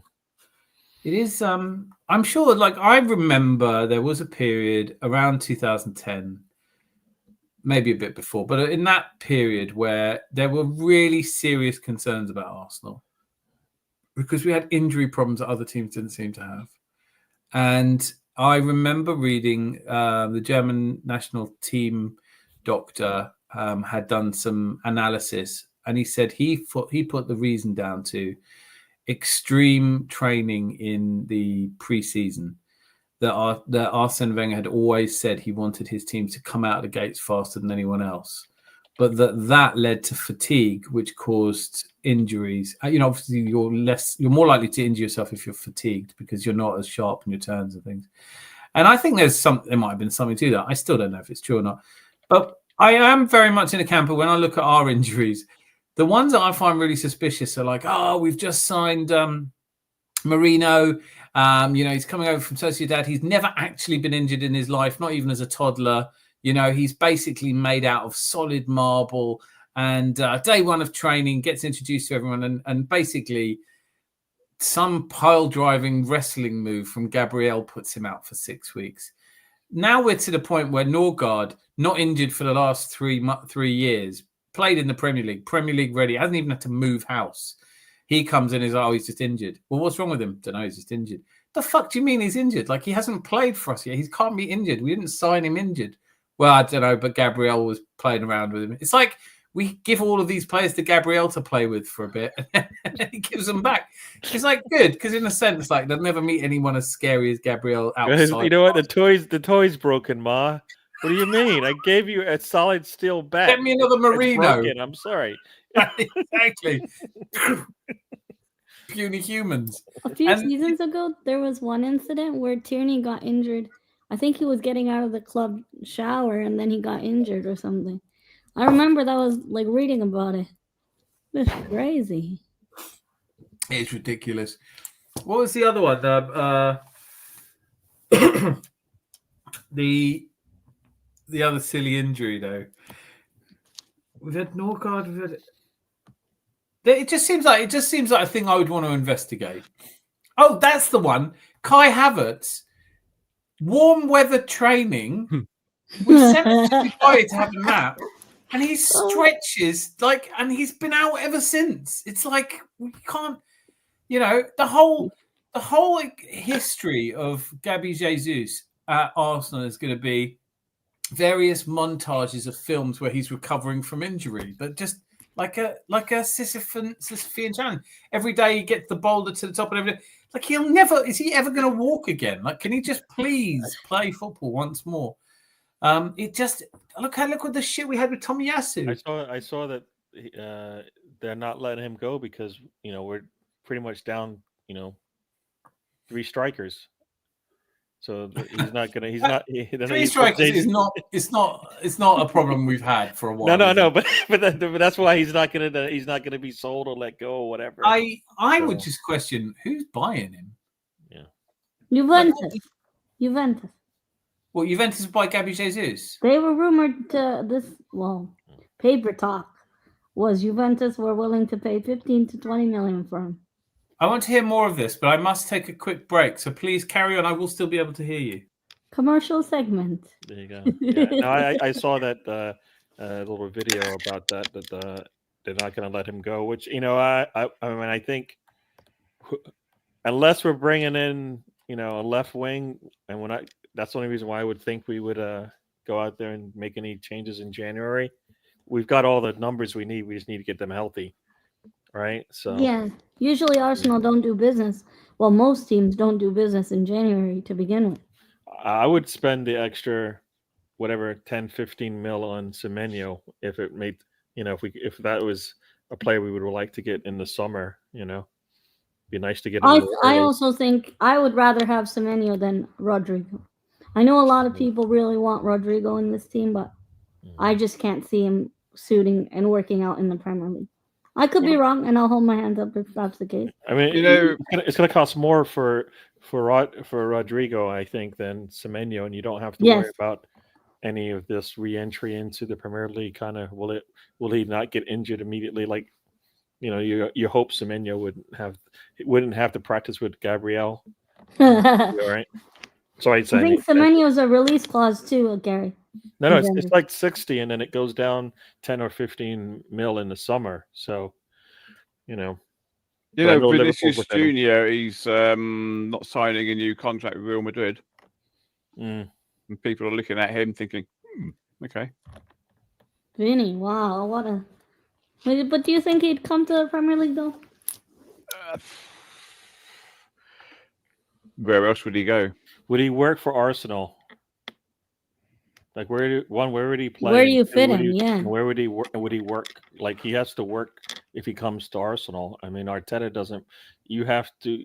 There's a list of things you have to be able to do, and is he willing to do those things?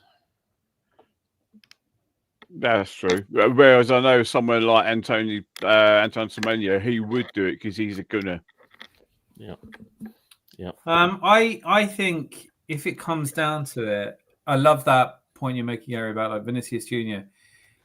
Sometimes you only have to look at Liverpool. Sometimes the FIFA style of managing a football club isn't the right way of doing it. You don't go and just buy the best player in every position, because exactly what you said, like he's probably not going to track back in a way that would fit Arteta. There is a dichotomy. Like there's different football styles, isn't there? There's Johan Cruyff likes to have superstars that change games, and Louis van Gaal is his contrast. The two sort of titans of their time. He believes that there are no superstars. I think Arteta, if you're looking for where he fits very much in that Louis van Gaal. Doesn't believe in superstars. Everybody works, and when you're looking at a defensive record like ours at the moment, it speaks to the fact that everyone's involved in defending. They don't. There's like watching Barcelona today. It was like, well, it's not my job to track him back. You've got to get him now, and there isn't that in our team. But I don't think Vinicius Junior would fit. I honestly, I don't think we would spend that kind of salary I don't think he would make enough of a difference. And I would love to see Semenyo come in, but I just don't think it's going to happen before summer. I think there is a 60 million clause, but I think it's only a couple of weeks long. I don't think it lasts a full January either. I just think if you're going to get him, if you thought maybe you might want to get him in the summer, and you look at where the squad is right now, I think just the 10-15, I think is worth it to pay a little extra to get him now. Yeah, I agree. Yeah. I just think that if that's the release clause, I can understand that. I think the reality though is, and this comes from listening to Andrea Berta talking about the transfer window, that they had to really push the board to get them to release the money for the players that he wanted, Hincapié and Eze. So that really implies that someone's got to go before they're going to, if they're already stressing at that level. And that might not be just a tasting. That might be them saying, no, we're at PSR levels now. We do need to look at it. So if I said to you, okay, we can have Semenyo, and it does make sense to bring him in January, but who do you let go? Who goes the other way? Wait, is it Martinelli, Trossard, and what about all those loan players that we can? Oh, I guess we can't address that until the summer.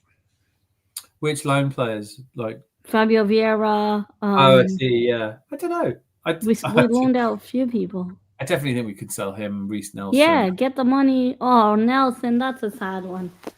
Yeah, so he was playing today for Newcastle, but they lost. So yeah. Aubameyang scored a brace against Newcastle today. Aubameyang did?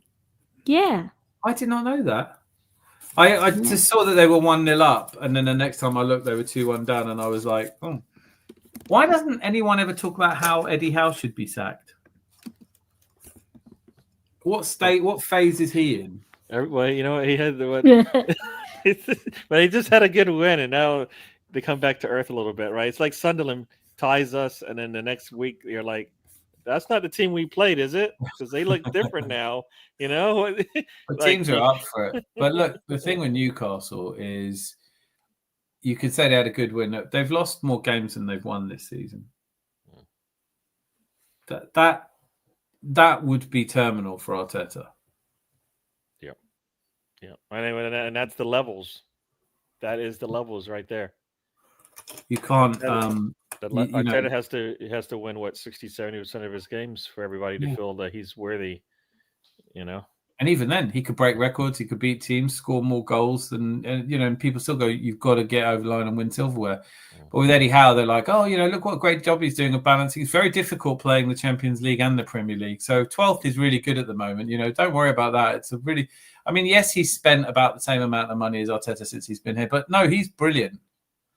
Anybody on this panel swap Arteta for Eddie Howe? Nope. I find Ruben Amorim doesn't get a lot of stick. They're not. I'll take that back. You never walk alone until you walk alone. He's getting absolutely. Did anyone predict that? When you see this thing happening to Liverpool, they're just unraveling a little bit, and you think, hang on a minute, literally. Am I going fucking mental? 4 months ago, Arne Slot was the best manager in the league. The league was done. They've already locked it up with all their signings. And now we're sitting in November. I'm listening to almost every Liverpool channel, some mad, some really smart, going, yeah, he's got to go. God, that's how quick it goes. Yeah, but they've lost, was it 6 out of the last 7 games, haven't they? I get that, but I'm saying when you win the Premier League in your first season, I can't remember. I think he's the second man to do that, foreign coach to do. I don't know, but it's quite an achievement. And then literally, you're celebrating. You're on the beach. Everyone's going, "Hey, Arnie, 8 August." 3 months later, you're like, "Oh God, better stop." I wish I hadn't bought the house now. Fuck. Oh. Kids have been in school and learning Scouse for a year. Never done that. Well, now what? Back to Holland. I don't know. So this is another question I had for you guys, because I'm out of touch, I think. And I know you guys won't just come up with the same glib answers. If Liverpool sack Arne Slot, who the hell are they replacing him with? Who's out there? Because I've had so many stupid people, I'm starting to just go, I can't keep embracing this level of stupidness. You hear people saying, oh, we'll get in Nagelsmann. Because just sorry, 1 second. Just so we're on the same page. Do you mean Julian Nagelsmann, the German national team manager who's about to take his German national team to a World Cup, which is an event they're usually quite good at? Yeah. Oh, yeah, I think he'd drop everything and go and manage Liverpool. People have just no idea that, like, get Simeone. Oh, Simeone. You keep saying that for Arteta too, that Nagelsmann will drop the German team for Arsenal. In the World Cup year. Do you know, in the World Cup? Like, I don't know if this is just the weird kind of mindset of fans, but like, you've got to be able to appreciate that being the German national manager going into a World Cup is quite prestigious. Yeah. You know, like, I'm not a fan of the German national team by any stretch of the imagination. But you wouldn't expect an Italian to go, nah, do I take Italy to the World Cup or do I manage Chelsea? It's a tough one. No, it's not a tough one. There are no managers out there. They were also calling for Zidane, but then Zidane said he doesn't want to manage a Prem team, right? Zidane has consistently said, since I don't speak English, I don't want to work in England. And then they said, well, why don't you learn English? And he goes, I don't really want to. So consistently linked with lots and lots of teams, consistently rejects them. What's this? There's you can imagine Zidane learning English and then going to Liverpool. But it also sounds like the plan is for him to come in and take over France, after the World Cup kind of thing. Who's taking over France? I saw something about like maybe him coming. Zidane coming in and doing that. I could see that, maybe. Zidane hasn't shown a great deal of interest in managing generally. He sort of does it like, I suppose I'll win you a back-to-back 3 Champions Leagues or something. I don't know. What are we doing Tuesday, though? I'm bored. The reality of what I'm pointing out, though, is that there's a lot of managers with their heads in the noose already. Like Thomas Frank, he's enduring a lot of he should be sacked. Arne Slot is enduring a lot of he should be sacked. Ruben Amorim should be sacked. Pep Guardiola is not going to last forever. Where is the next generation of managers to take over? Vincent Kompany comes to the Emirates tomorrow in charge of Bayern. Bayern were not good at this. When they sacked, they should never have sacked Nagelsmann. I did a whole video. It was a pretty shitty thing. He'd fallen out with Salihamidzic and it was a bad move for everyone. But they let Nagelsmann go, and he was the future of Bayern. And they brought in Thomas Tuchel, and he wasn't. But when they realised that Thomas Tuchel wasn't going to make it at Bayern, they were open about interviewing loads of people. They settled with Tuchel that he would go. They agreed in principle that he would leave at the end of the season. And then they set about openly interviewing everyone for that job and ended up with Vincent Kompany from Burnley.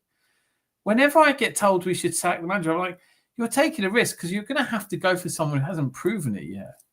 And when Thomas Frank, who hadn't proven it yet, but he had all those years of success at Brentford and a really good achievement, and goes to Tottenham, and it looks like he might not last a half a year. Who do you replace Arne Slot with? There's only one I could think of, and that's going to be thingy at Bournemouth. Iraola. He's a risk, though, because, he's going really well for him at Bournemouth, and it was going really well at Bournemouth for Harry Redknapp. That's a good shout, Areola. He's a young manager. He's the one I'd have at Arsenal. But again, look at who was at Brighton and went to Chelsea and then didn't go to Graham Chelsea. Potter. Graham Potter, yeah. Oh, no, that guy's a doing great for Brighton, goes to Chelsea and... I actually commiserated with my father-in-law. I said, I'm really sorry he's gone. It's harsh. And now I'm like, what was I talking about? Deserbi was way better. Nothing's worse than Thomas Tuchel at Bayern. Oh, man. That guy didn't know what he was doing. He couldn't string a best 11 together. Oh, my God. It was awful, but it was also the way after the match where you'd come out and go, no, that was good. We had much better XG. I think someone's birthday. Lucky Singh. I've been really shit in the comments. I will make up it to all the beautiful chat people on Friday, when I just read out comments. 98 Arsenal won. France won the World Cup in 26. Arsenal win and wins World Cup in Philadelphia. So Lucky Singh, was it your birthday or does it feel like your birthday? actually, if it probably doesn't. If you're a Man United fan, yes, just didn't feel like a birthday yesterday. that was savage. You lose to 10-man Everton. Oh my God. I mean, it was so bad, wasn't it? Because you're like, stick with the formation if you really want to. But I mean, I did think there's something must have been poignant for David Moyes all those years ago, not good enough to do that job, and now they might be thinking we should have stuck with him. Really. I think that's the last time Everton beat Man United was David Moyes was manager of United. Yeah. Is that what the commentator said during the game yesterday? Yeah, he left. Oh my God. He did Alex Ferguson. This is bad. And you know what's even worse? I was relying on Embuemo in my fantasy team thinking, yeah, they're just playing Everton. This is going to be a walk in the park. And then he has a stinker. Should we have a look? Well, he had to do everything. He had to put the cross in, and then he had to score it. The problem is he just wasn't fast enough to get on the end of his own cross. So more training required. Back to default settings. Is that what Thierry Henry ever had? Are we going to talk about the Fantasy Premier League, or should we leave it for the next one? Man, who won this game week, by the way? Was it Malia, I think? I think Malia had a good week. I wouldn't mind that. I don't know why. I'm biased. I'm not hating it as much as I usually do, but are you doing well though? No, I'm all right. I'm sort of not in your league. I'm like 1,487,000 or something. But I'm like 700 something in my own league. I'm definitely doing, but I'm 500 and something in your league, which still freaks me out. That's not a football league. Well, anymore. you're doing better. You're doing better than me. I'm doing okay, but I was thinking about whether to use my barroom blitz. Get everyone transferred for 1 week. You still have your free hit chip left. Yeah, I've got bench boost and wild. I've got a few. I don't know what I'm doing. I'm basically I'm like Arteta's first job. I'm like, feeling my way around it. It'll take me 5 or 6 seasons.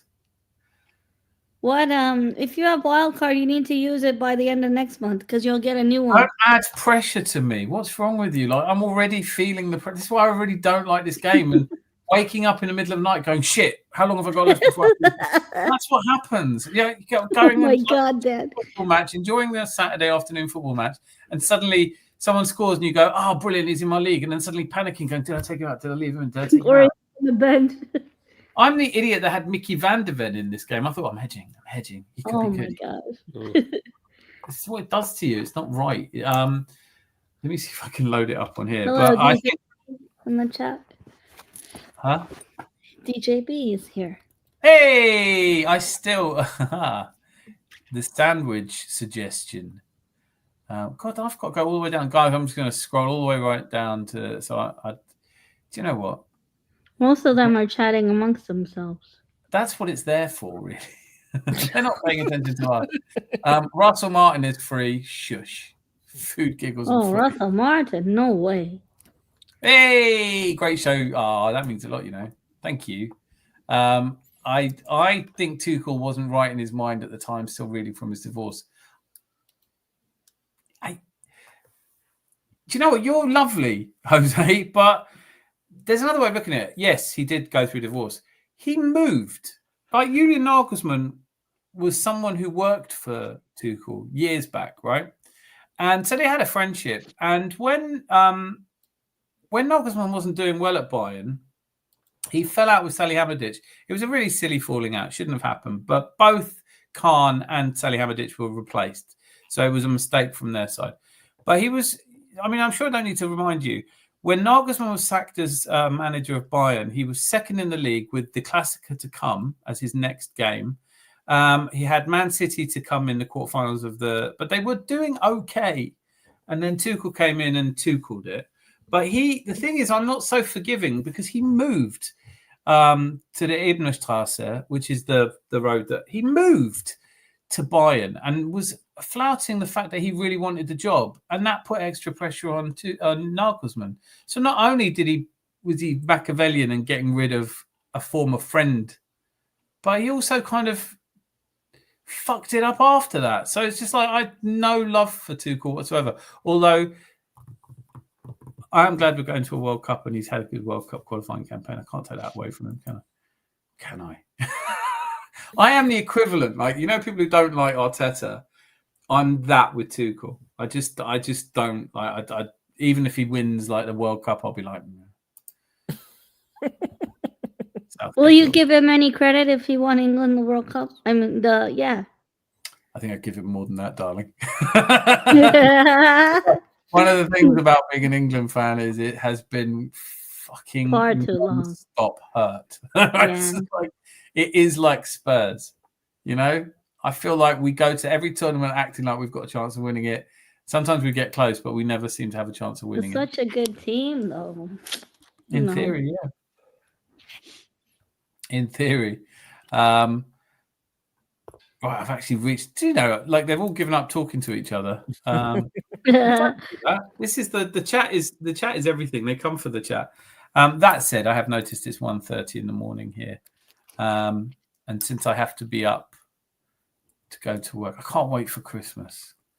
Do you know how many shows I'm looking forward to just sitting here with an expensive whiskey? It's funny you say that because I get like, I don't know, I think 10 straight days off or 10 days off. I get, so yeah, I'll be able to do any shows I want. So you know what? Like that's one of the things that I find most remarkable about the land of the free that you're so blessed to live in. You guys don't get any holiday. Like it's saying. Well, it depends on what company you're at. I'm off from Christmas Eve until through New Year's. So most people only get Christmas Day off or New Year's. The thing that really staggered me in the United States was the number of people who, like, they say, like, "Oh, my other job is," and you go, "Sorry, what?" I'm a European. Your other job? What is an other job? You have a job. Why do you need 2 jobs? Oh, I got 3 jobs. Okay, you're crazy then. And then we get Christmas Day off because what you're saying is there are companies that look after their employees, but the actual when I was working in travel. We got this deal with cruise ships, and the guy who ran the whole business was saying Americans love cruises because they only get, like, on average, they get half the holiday that you do in England and about a third of what they do in France. In France, literally, you phone up anyone in August and they go, "Oh, it's August." Like, Americans are working longer hours than any Europeans, and you get like very little holiday, but 10 days in a row. Gary, you probably have never had the experience. 10 days in a row, you'll be done. You'll have a beard. You'll be like, "Fuck this, fuck the man." I'm going to be dressing gowned up. I'm allowing myself Christmas jumper. I was going to wear a Christmas jumper tonight because I think, like, you have to celebrate when Christmas comes early, don't you? When Santa Claus comes and gives you a 4-1 in the North London derby, you don't sort of go, you're going to be back on the 25th. It's done. We've had our Christmas present. But the idea of being able to sit here with not ever worrying that I've got to get up in the morning. There'll be a 48-hour stream you watch. Be like, who do the proceeds go to? There's no proceeds. There's no one for Liverpool to hire. Maybe Xavi, maybe Xabi. Oh, Xavi's a good shout, actually. Xabi if Madrid finally sack him. But then Liverpool are hanging out to see if Xabi Alonso gets sacked from Real Madrid, and Real Madrid would have to know who the replacement for him is going to be as well. It's not a good thing if they sack. I don't know. I think Tuchel wasn't right in his mind. I think you're being too kind. England World Cup or Arsenal Champions League question is, OGs get asked all the time. Yeah, it's not sorry, it's not even close. I just don't care. I want to see a Champions League win and Arsenal win. I know that makes me unpatriotic, but I'm not that. That's a fucker of a question. Zanzi, help me out. What would you say? Arsenal. Are we bad people though? Because I do get behind the national team, and it's. I've seen us win the World Cup, so I haven't seen us win the Champions League, so it's Arsenal. Imagine seeing your team win the World Cup. I don't know what I would do to celebrate. I just have no idea. DJB, let me know. What's your choice? I feel really, but I don't even have to blink at that question. I'm just like, yeah, standard. All right. What about you, Gary? National team wins a World Cup. Champions League. Yeah. Melina, I know it's Canada. Champions League all the way. Even though I'm an England supporter, I'm picking Champions League. I think it's. I don't know if people outside of football really understand it, but it's just like Arsenal's my tribe. You know, that's who I belong to. It's like that's just that, isn't it? Right, here we go. Lucky Singh, I think, is agreeing. I'm sick managers merry go in and shake it all about. Yeah, I mean, Man United, you've had it bad. To be honest, you've had it pretty fucking bad. You may never have it good again. Would you support someone else if you got relegated? I think it's been a good show. I'm so pleased that Gary and Melina joined us, Zanzi. What do you think? It's mate. I'm just made up with the curtains being there, mate. Really. Curtains. I think it's going to be curtains, Melina, and then Gary. Thanks so much, guys. Thanks for having me on. Gary, then Dan. He didn't even put you on the list. If Gary can move his camera a little bit more to the right, I'll be even more made up. That's why I don't give him that much, showtime, because I know that everybody would just be like, "Can you just get out of the way?" Yeah. So. Lucky Singh says need to push that forward. Arsenal winning the Premier League. I think so. I don't know how else to put it really. There will be many twists and turns this season. Melina, are you more? You must be more confident than ever after that North London derby. For the Bayern game tomorrow, or for us winning the league? Maybe for Arsenal winning league. Oh, I've been saying it every season for the last 4 seasons, so I'm not changing it this season. A stop clock is usually right once a day. I'm with you. I honestly, I still fear that Man City, despite they can still pose a threat. I can't see Chelsea staying all the way through, but I couldn't see Leicester winning it. By and large, I'm pretty confident. Gary, you pretty confident as well? Yes. Good, because we need the standards up. Yes. Because you know what happens when the standards drop. Raise the standard. Yeah. Zandy? I would be overjoyed. What's this for? The Champions League or the league? Sorry, yeah, no, right. Champions League, yeah, we've won that. Premier League, yeah. Are we going to win it? Bloody hope so. Bloody hope so, indeed. Bloody hope so. But what I want to know is DJB. He's put the question in, but he hasn't answered it himself. Oh well, we can hope. We can but hope. Where's my fucking? I can't find my most appropriate. I can't. The one I need most with you. Oh, there he is. Nice boy, but doesn't listen to a word you say. It's him or.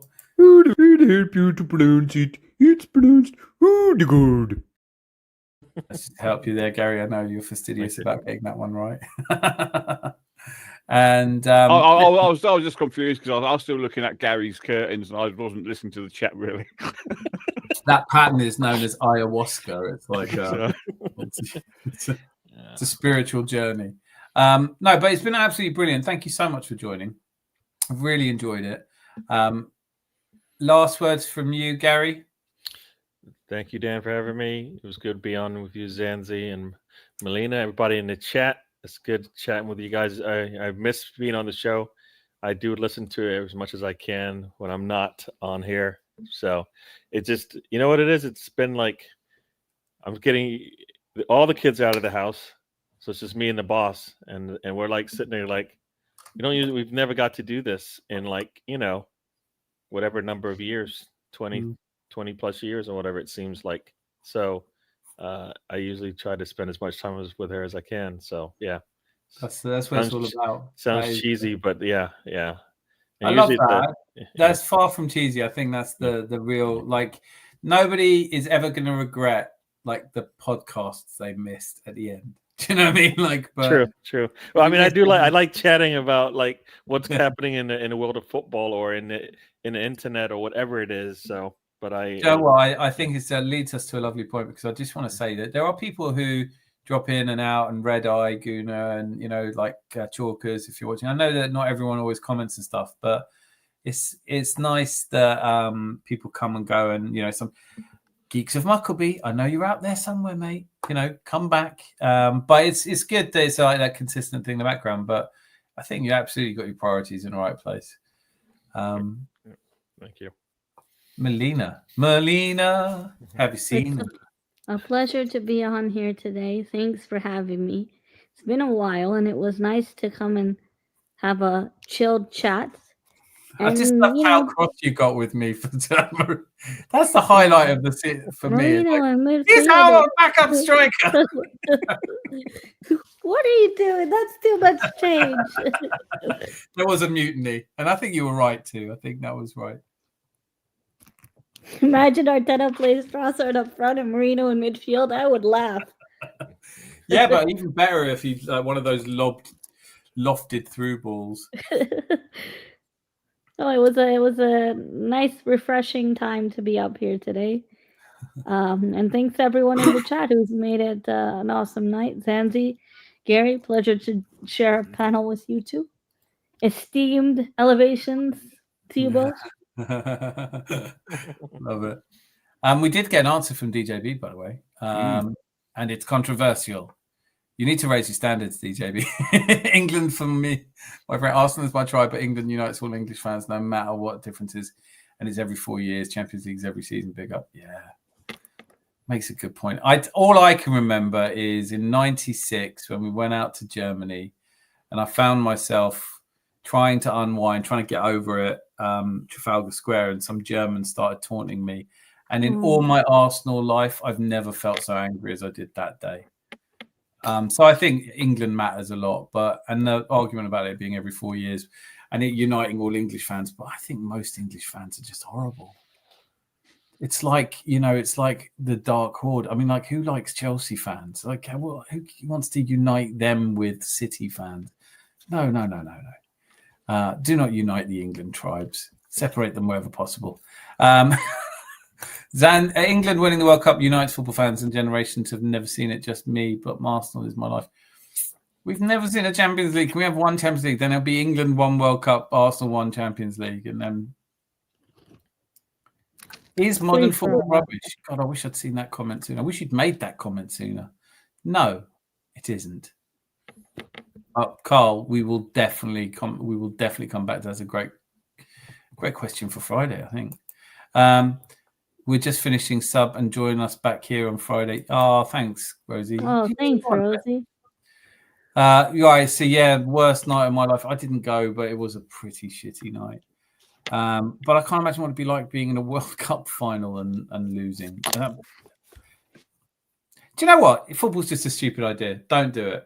I mean, I've been listening to a lot of people recently that have been saying that the only point of football is winning trophies. And I've just realised so few of us are going to win trophies. It's stacked wrong. It's a pyramid scheme. It's garbage. Don't do it. Don't give your lives to the mindless support of football.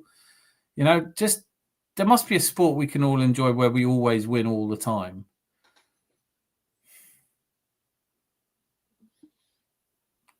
Is there one? Darts. Do we always win at darts? Is there something that we always just win at? I would do that. The English darts team are pretty hot all the time. Yeah. Sweaty, do you mean? Or like... No, just sort of proverbial winners, really. Oh, I've got to pick it right. So I actually, DJB has recommended a sandwich. I did try it, but I suddenly thought, am I getting the bread? Do you just have it? I had it on...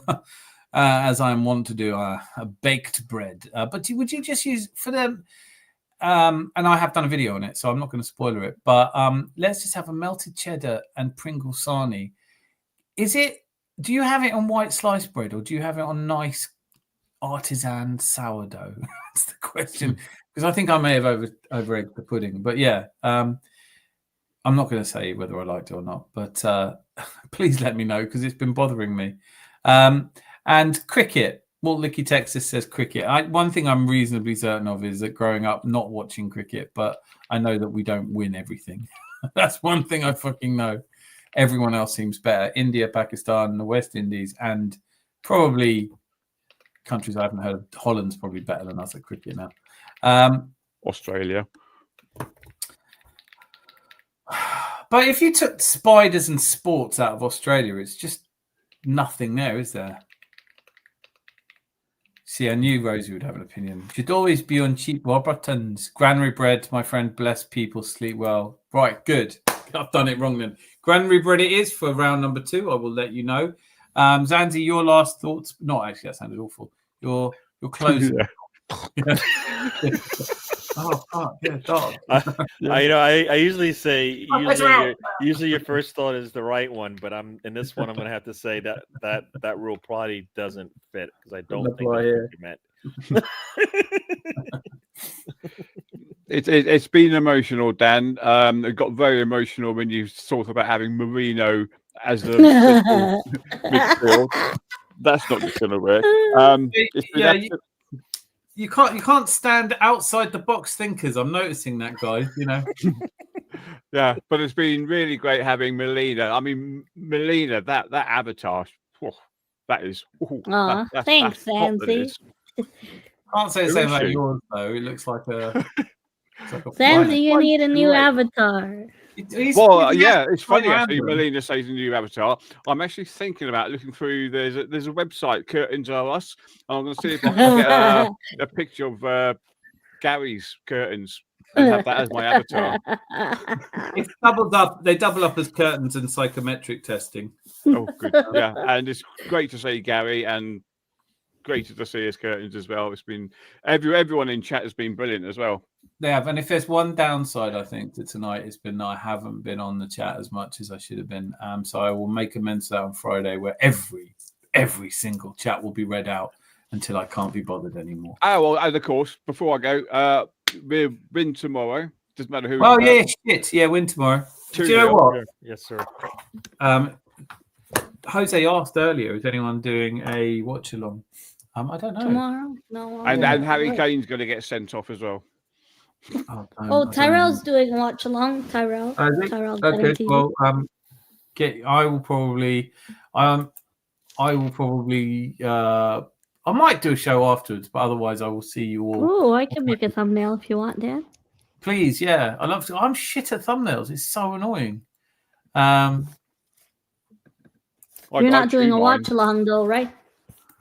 I don't think so. No, I don't think so. I don't think it's for me. I don't think I'll never forgive Gary for being so understated. Even watch it. I was doing a watch along with someone who wasn't watching it. Like, what the fuck? Watch along and a sit along. And a what? A sit along. Oh, I thought you said tit along. I think yeah. So that perked your ears up, didn't it? You heard that. Maybe that's the answer. It does listen. You just have to say tits at the start of every sentence. Yeah. Nice boy, but doesn't listen to a word you say. There's just tits in it. Right. Okay. You've all been absolutely amazing. Thank you so much. Chat, you are the reason we're all here. So thank you.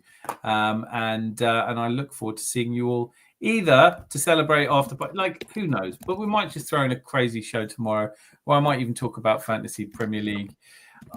Quickly before we go, I forgot to do this. Just have predictions. Melina? 2-2.